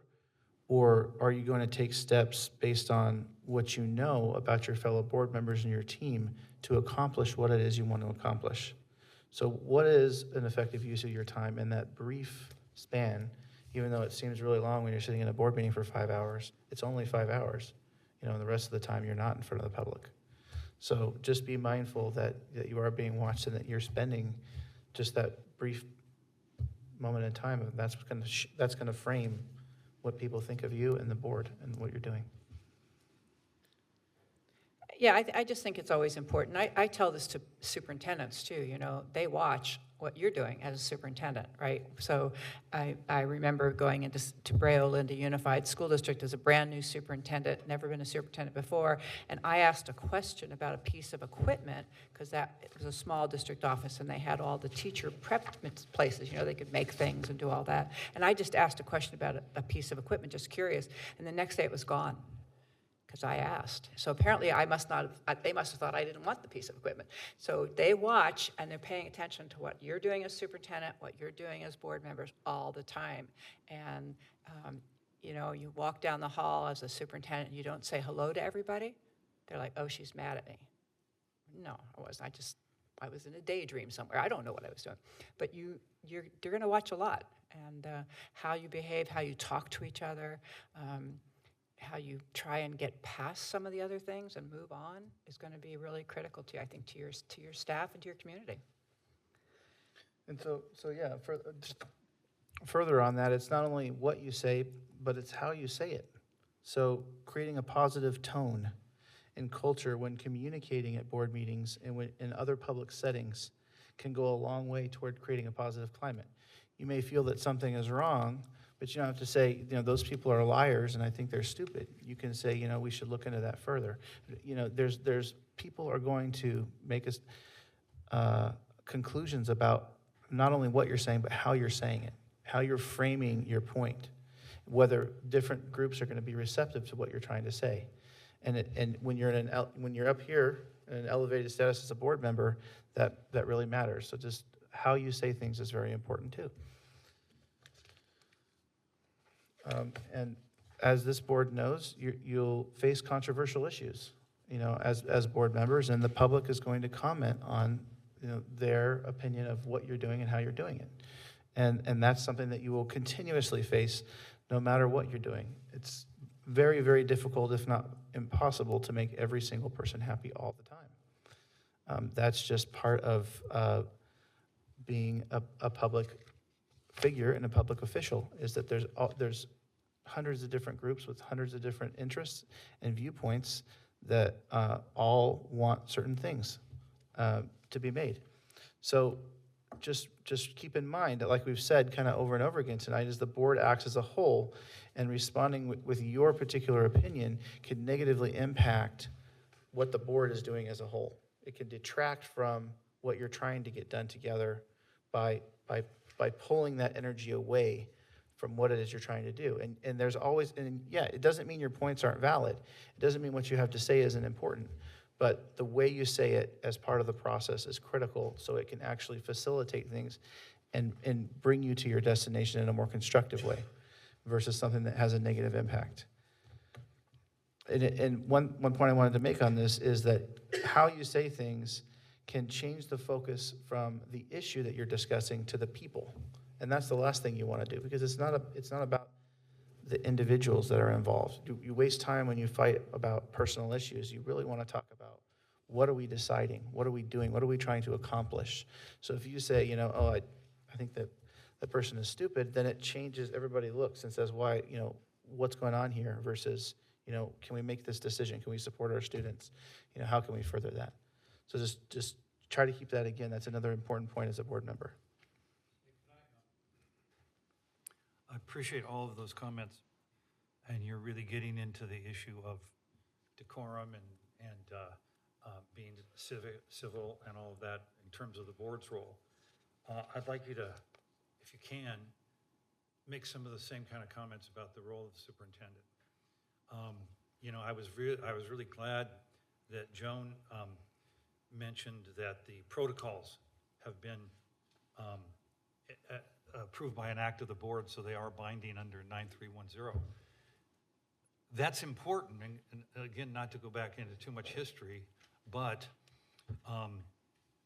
at the time Board Bylaw 9010 was enacted, and it referred to the obligation of the board members to comply with protocols. Those protocols had not been approved by an act of the board at that time.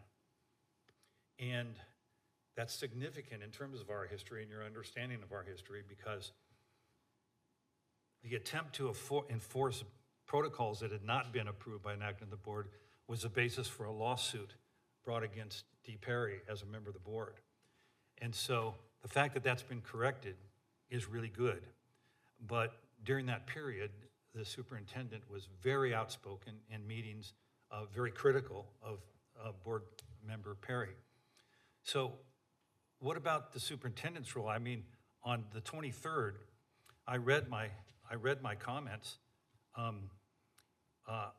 There was nothing in my comments that was unreasonable or improper. And the superintendent made comments about my comments. And so my question is very simple. There's got to be a two-way street here. If the board is going to have maintained decorum, the staff has to maintain decorum. If the staff's not supposed to criticize, if the board's not supposed to criticize the staff, can the staff criticize the board with abandon? In other words, where's the two-way street? Where's the balance? Where do we get equity here? Please do.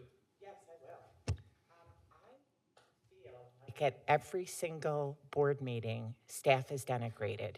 And your commentary, quite frankly, on our acting superintendent comes up at almost every board meeting. And we should be, one of our jobs as a board is to be a booster for the community, for the district to the community. Not to set up things where any person who works for the school, I don't care if you knew who wrote that communication person or communication report or not, a human being did it. And we should only be talking in ways that supports and promotes the work of our staff. And Mr. Dixon was absolutely correct to call out the board for letting our discussion, for whatever reason, whether it was your fault or someone else's, any discussion that veers into making a staff person feel bad, or any person who gives all their time to making this a good district feel bad, I applauded Mr. Dixon reminding us that that was totally inappropriate. Let me just respond if I may. I've talked about this with Mr. Dixon, and Mr. Dixon and I have a very good understanding of it. And so I can bring it up here, and I don't believe that it's problematic in terms of my relationship with Mr. Dixon. But your comment about the fact that the staff are human beings, I agree with, but board members are human beings too. And what happened on the 23rd was not fair to board members.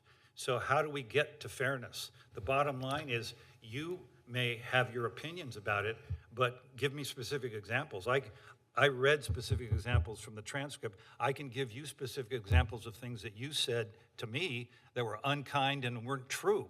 And so how are we going to get to the point? I mean, people talk about things like trust and civility. We got a lot of work to do if we're going to get there. And the idea that one person on this board is all right and the other person's all wrong, the fact that you only are a booster, yeah, you're a booster when you can be and should be, but we have to be able to talk about the strengths and weaknesses of the school district, not just the strengths. And so I think that, we've got a lot of work to do in that area as a board. We are the adults in the room. We are the board. Yes, our feelings make it hurt, but we've taken that role. But I don't think we should be so defensive. That I think that we've heard really important messages as far as from the staff, and I think we should be very cognizant of that in the future. And I think going back over the history is not helping Howard anything. Wait a minute, Jim. Actually, I would like to ask a question, because I think the communications one that is the topic actually is an item that I had brought forward that evening. And I do have a question about, and again, I'm observing the one point of reference that I primarily have is like city council. And I think they have what appears to be a much healthier ability for community to come in, for things to be presented. And when something is presented, there's the ability for the board to ask questions of it, and to maybe even ask questions that might lend to question, are we following what our policy is? Which I know for me, I had received emails and I responded saying, no, I think it's really simple. We just want to make sure that we're, that we have the back and forth, that we have a couple other things because we have a lot of stuff coming up, and making sure that we're following what our policy says is important. And I really did not see it as being a contentious issue whatsoever. So I know for me, I was really surprised that it became such a hot topic. And I can't help but question, is this where the politics ended and governance started, or were politics coming forward? I mean, I don't know. But is it, if this is the only place that we come together as a board to discuss an item, to hear an item, to question something, if the board is putting something on the agenda for that very purpose, to discuss it or to question it, how do we ask questions of an item in an open session that might do that very thing? So, I'd want to make sure that we're following the policy, and if we're not, or the staff doesn't have the answer, it's okay for staff to come back and say, I don't have the answer for that, but can I get back to you next week in an email or something? I'm thinking it's okay. Maybe I'm wrong, but I would like to know one way or the other. But I think if this is where we discuss things, how do we ask questions that might be not positive, like, that's a really great report, but I think it seems like it's only pushing information out, I think was my comment. And so how do we make sure we're getting information in? I mean, if that's an observation of a report, how do we, to sit there and say, oh, that's really great, it's great work, but, I mean, how do you navigate Okay. that? So, Is that, Jim, it's not about hurt feelings. We are the adults in the room, but the staff is the adults in the room too. But we're elected members of the board, and we've got to be big boys or big girls and be able to take the slings and arrows of, you know, the whole thing. I totally understand that. But no, it's not about hurt feelings. It's about logic. It's about whether you have an agreed set of equities and principles that get respected. So that, for example, the superintendent sent us an email, and he and I have talked about this. So this isn't like attacking this. He's a big boy too, and we've talked about this. He sent us an email saying, "Here's a plan, and we're going to discuss this at the meeting tonight." So, you know, shame on me. I thought when he said we're going to discuss it, we could discuss it. We could say, well, these are things that I like about it. These are things that I would think we should take up at our governance. And that was like, you know, the end of the world. And so it's not about my feelings being hurt. It's about, you know, what is the logic of this process? What is the institutional logic of the board? How do we improve and make suggestions for Do we allow discussion? Okay. And let the attorney respond on a couple of things. So, Joan? I want to say, I'm sure it wasn't intentional, but the line you said that you didn't read that set me off and other people in the room was, this is a good report, but if you just let me, I can help you make it better. You're saying to the communications expert.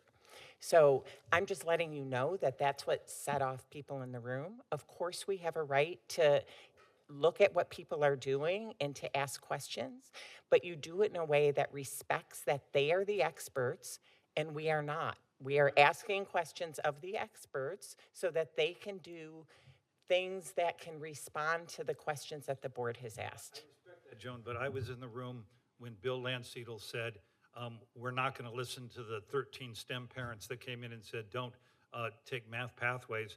And he said, we're going to listen to our experts. We're not going to listen to these parents. The point is, there's got to be a process where diversity of opinion is respected and tolerated. And in that situation, when she asked me, did I watch the thing? I watched it, and I said it earlier today. I looked at what I said. I don't think I said anything that I shouldn't have said. On the other hand, I recognize the reality that it had an impact that caused the reaction, and I take responsibility for that.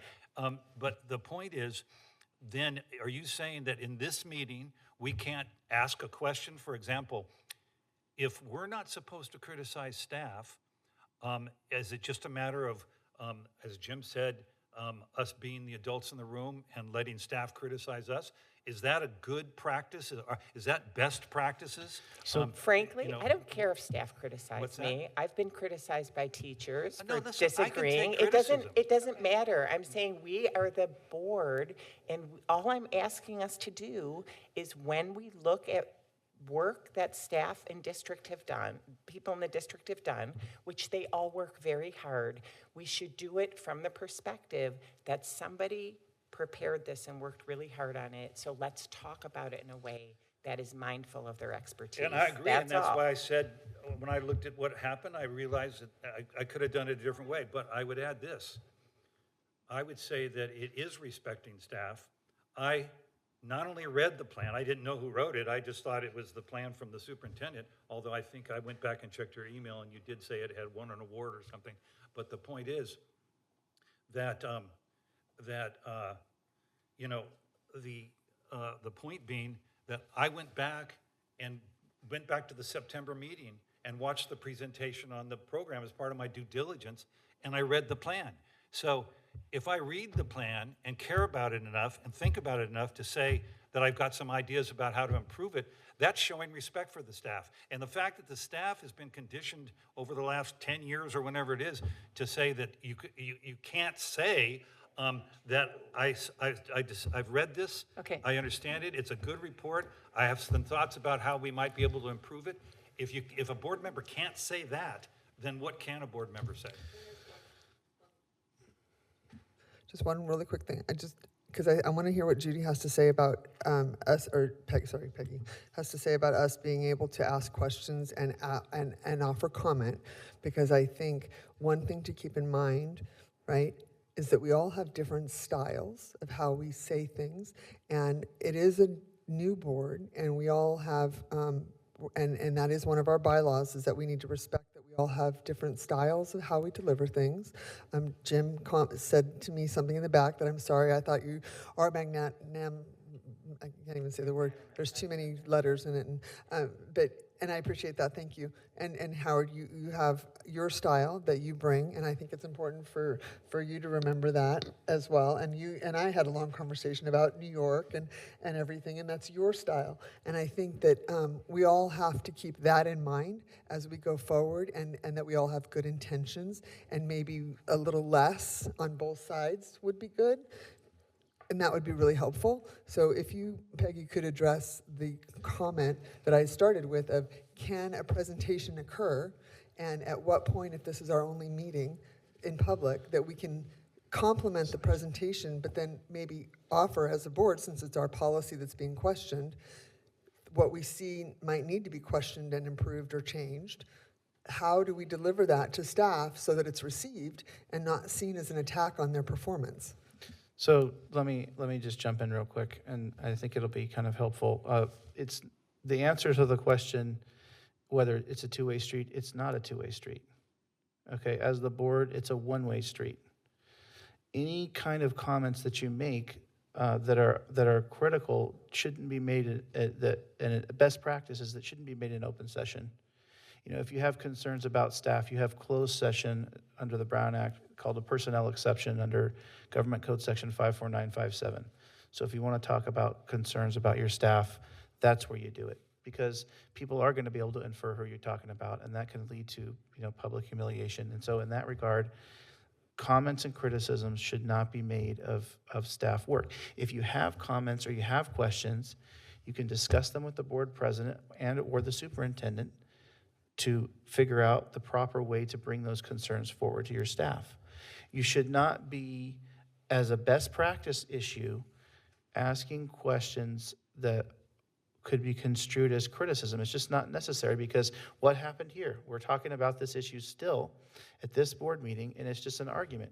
Nothing is getting done. Everybody is just arguing because of the controversy of the way that your comment, for good or ill, was perceived.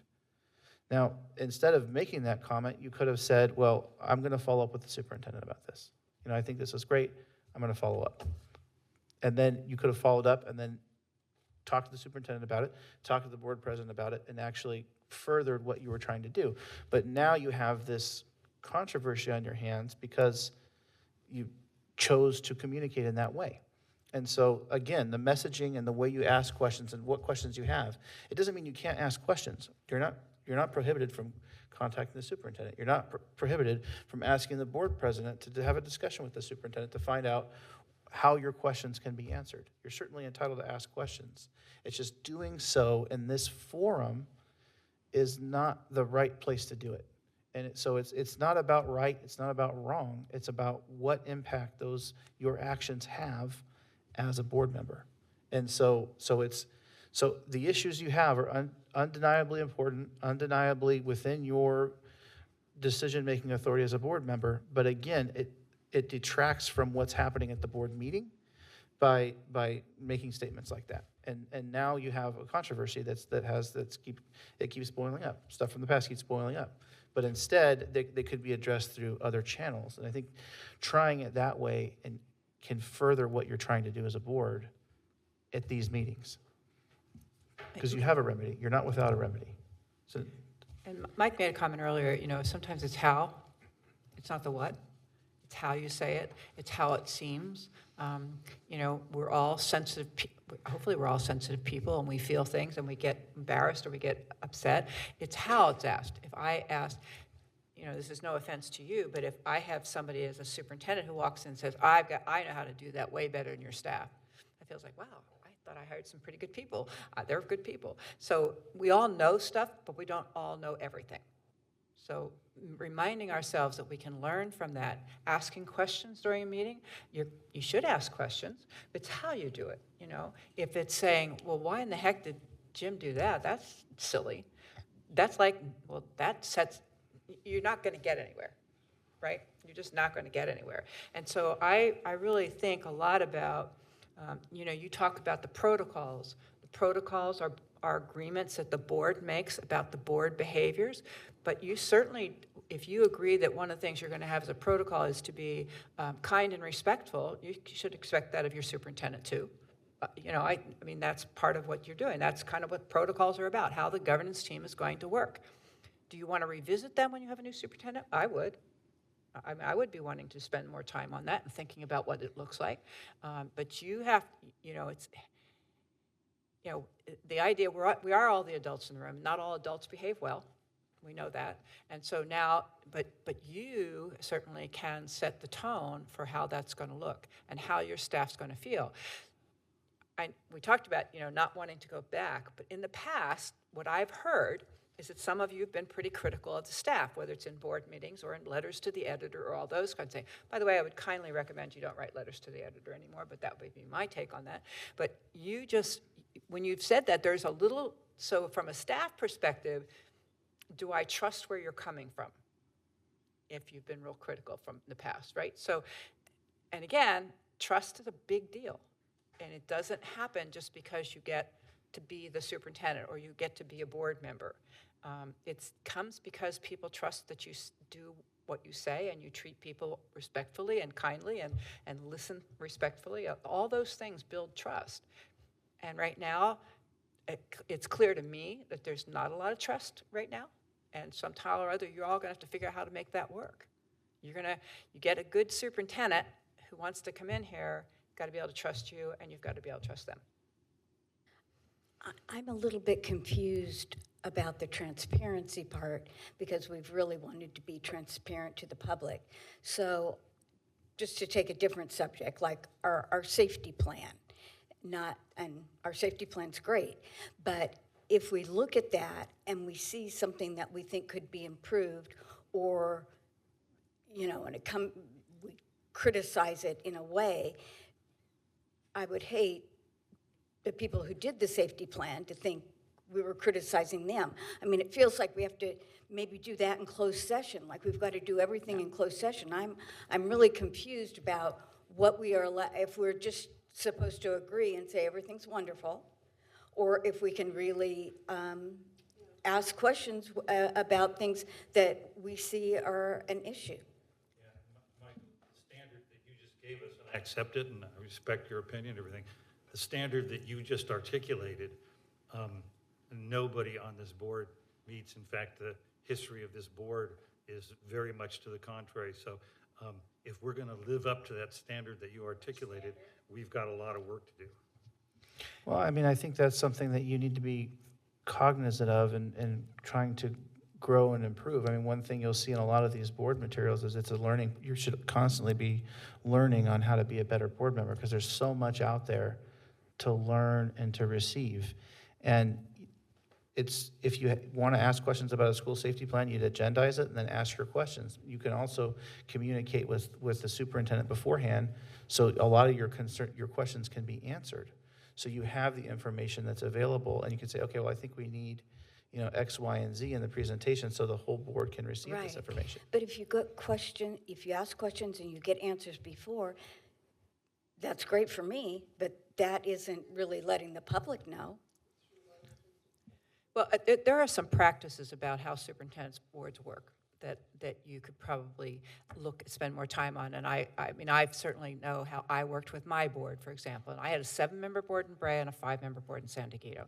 When we had a board meeting, I called every board member, our meetings were on Thursday. I called every board member on Monday and said, what are your questions about the agenda? What do you have? If it's a safety plan or whatever it is. And I then got staff to get all the information together. We shared it out with every board member They all got the same answer. And then you say in a public meeting, I asked the superintendent a question about the safety plan, here's the answer I got. That's it. And you can just do those kinds of things. It's just, you don't want to not ask the questions if you see something you're not sure about. But how you do it or when you do it can be different. You know, whether it's for a board agenda item or you heard something about what happened at the high school the other day, you call the board superintendent and you say, look, I heard this, what's going on? Here's the thing, message can go out to all the board members, this is what someone heard, this is what actually happened, that's the end of it. So it isn't just, there's obviously a lot of communication with this board from the superintendent's office all the time. You know, there's emails that come out, there's alerts, you need to know about this, you need to know about that. And in a small town, you're gonna have a lot of stuff that happens like that. There was an automobile accident down the street, the high school student was involved, yes, here's what goes out. Sherry had her thing there. No, I was just in that line. I like the idea of being able to say it. So I asked this question, and this is the answer that I got when we are in an open session. But I'm wondering if it feels like that process would also open us up for more criticism, more attacks, more situations that could go sideways, because in some of those questions, I know even just this week I've asked a series of questions and I'm still looking for more information, or at least more detailed information. And so I'm asking the questions again and trying to ask them in a different way, and that are a follow-up to a board meeting item that we approved. And so if it were to be brought forward in a public meeting and the information was provided, but it wasn't maybe detailed in the way that would be more informative, and we were to ask that question, it almost sets us up for another situation. And again, is that a political action, or is it really truly just us needing more information? Because I think some of it is not specific enough and we need more information. I think I'm referring to like the BBK contract. It was questioned by Member Malcheski, and I had said, you know, it's okay, we've asked for detailed information on the different law firms that we've used and, you know, how much we've spent over the last 10 years incrementally so we can see if it's gone up or down, what services they offer so we can do a comparative study of how it's done.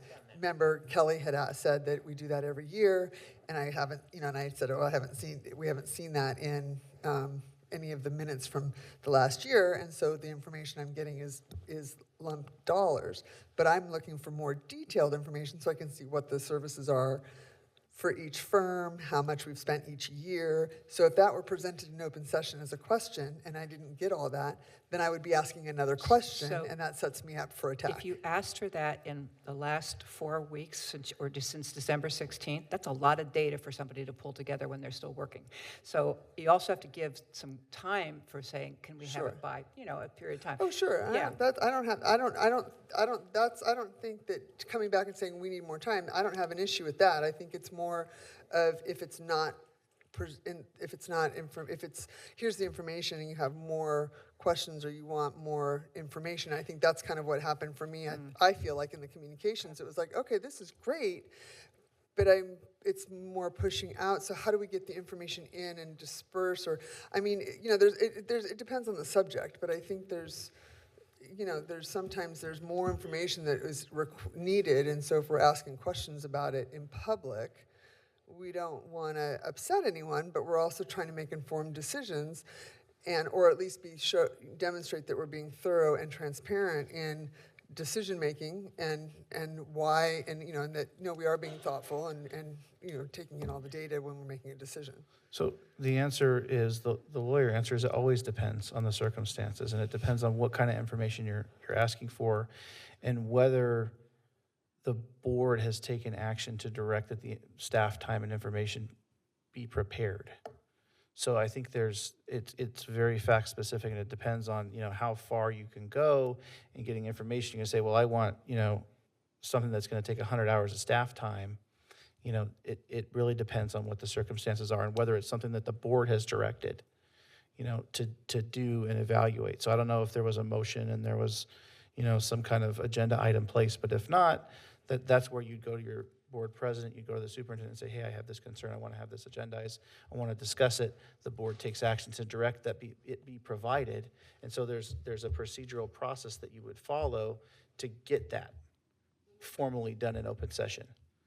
So again, like that, it doesn't matter what the subject is. If it's something like that, then you would go and consult that way without just kind of saying, you know, in open session that you would want to do that, because then people are saying, well, what? They have no understanding of what your motivations are, and that leads to this kind of back and forth type questions. I mean, that's just kind of a you know, because nobody really knows, except you really know, you do, but nobody else does.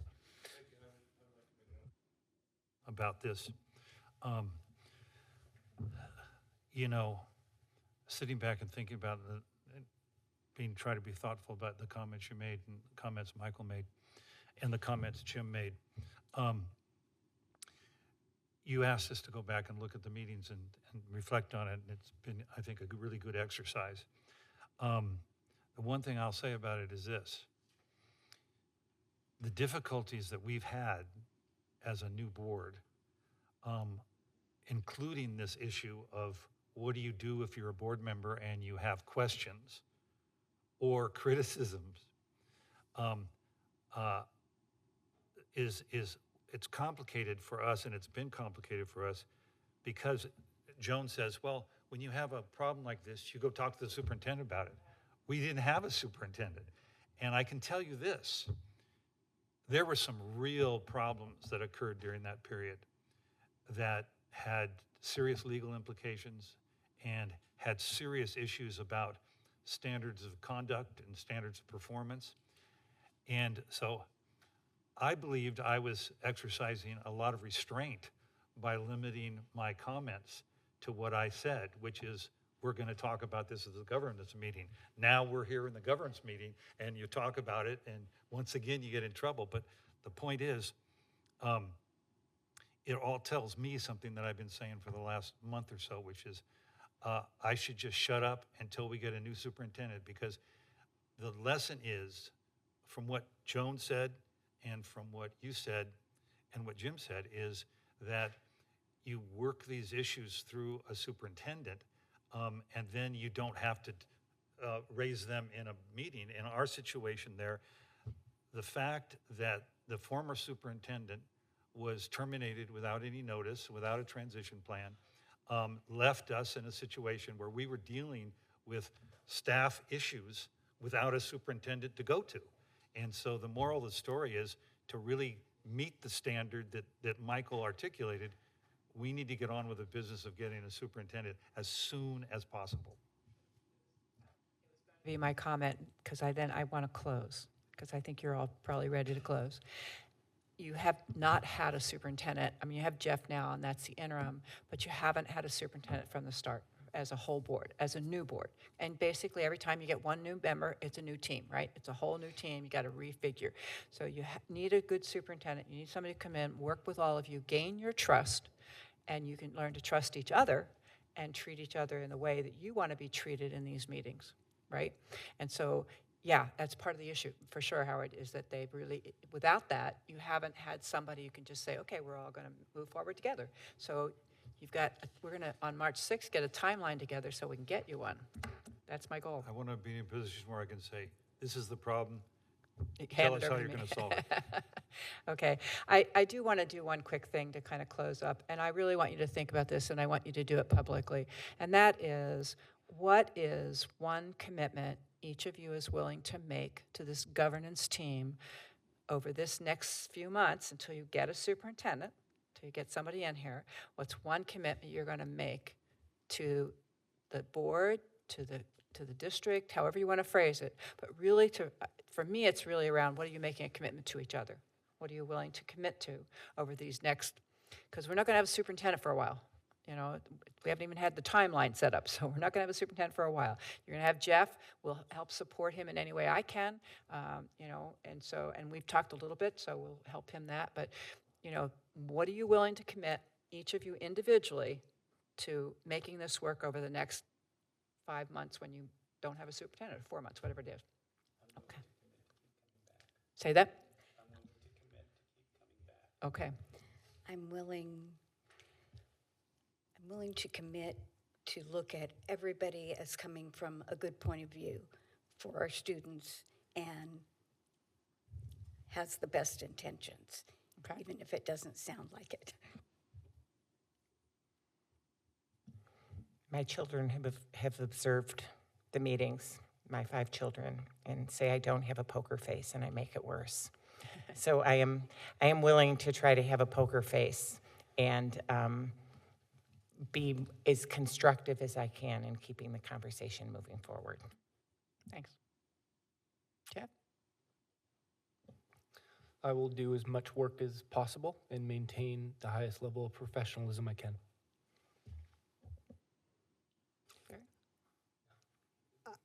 Mine's probably more behind the scenes to make sure the research that I'm doing on situations and things that are coming to the board, I've been more thorough so that when I present my questions, I'm only presenting them the first time and not circling back, because I circle back sometimes a couple of different times as my thoughts evolve, because they're always evolving. Sometimes I don't sleep because they evolve, but it's to try and be more concise in my thoughts and in my questions to better prepare for, not for meetings because I think I come prepared, but to be able to understand some of the issues and why they're being presented when they are. What about to each other? Or to the board as a whole in public?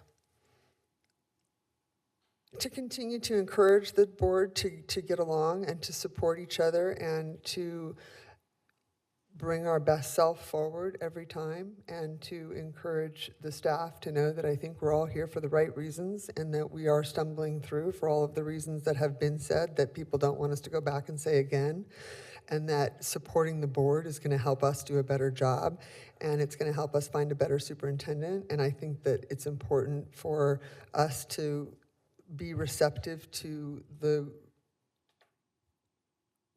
observations of the community, and that it's going to help us if the community recognizes that if they're a part of the solution going forward, that and part of this effort, that they can help us by being supportive rather than trying to break us down. Hart? I was going to read what I wrote in that on that paper you gave us. You've got too many papers, Howard. Yeah, but what I'm willing to and eager to commit to is, one, honoring my oath of office, which is the most important thing to me, and to acting in a manner consistent with the things I told people I would try to accomplish on the board. Those are my first commitments, but I would give equal commitment to the fact that there's nobody on the board who I don't think I could end up having a trust-based relationship. But I think we have a long way to go, but I commit that I'm going to remain open-minded and open-hearted to having a trust-based relationship with all the members on the board. It's funny, Jim and I don't agree on most things, or at least a lot of things, but I trust him. I trust him to be real and to be truthful, and to sometimes he comes up with reasons for what he does that I don't agree with, but the fact is, just without even thinking about it, I've grown to the fact that I kind of feel like he's a reliable partner even when we're disagreeing. And so I would commit to try to work in that direction with all the members of the board. Okay. Michael, anything else you want to say before we go? No, I think just keep in mind that just do your best to work together and accomplish your goals. And you have the foundations there, and I hope you've all seen tonight that you've said some of the same things. You have the same motivations for being here, and you seem to all want to do the best job you can do. So I hope that you realize that and try to work together to make it happen. So thank you for allowing me to be here tonight. Thank you very much, everybody. We'll be we back have on March 6th. Do we have a follow-up governance meeting? Because I know you said we Not couldn't right get it now. all done in one. So Are you going to make us go back and watch this meeting? No. 3 times. 3 times. Wait just a sec, guys. Yeah. There's a special meeting Thursday, March 6th for the board to meet with leadership associates on the superintendent search process. The next regularly scheduled meeting date is Thursday, March 13th, 2025. May I have a motion to adjourn the meeting? So moved. Closed session meeting on March 6th, right? With leadership associates. It's open and closed. Open and It's closed? both. Okay, Motion to adjourn. so moved. Second. Second. All in favor? Aye. Meeting adjourned at 8:50. Thank you.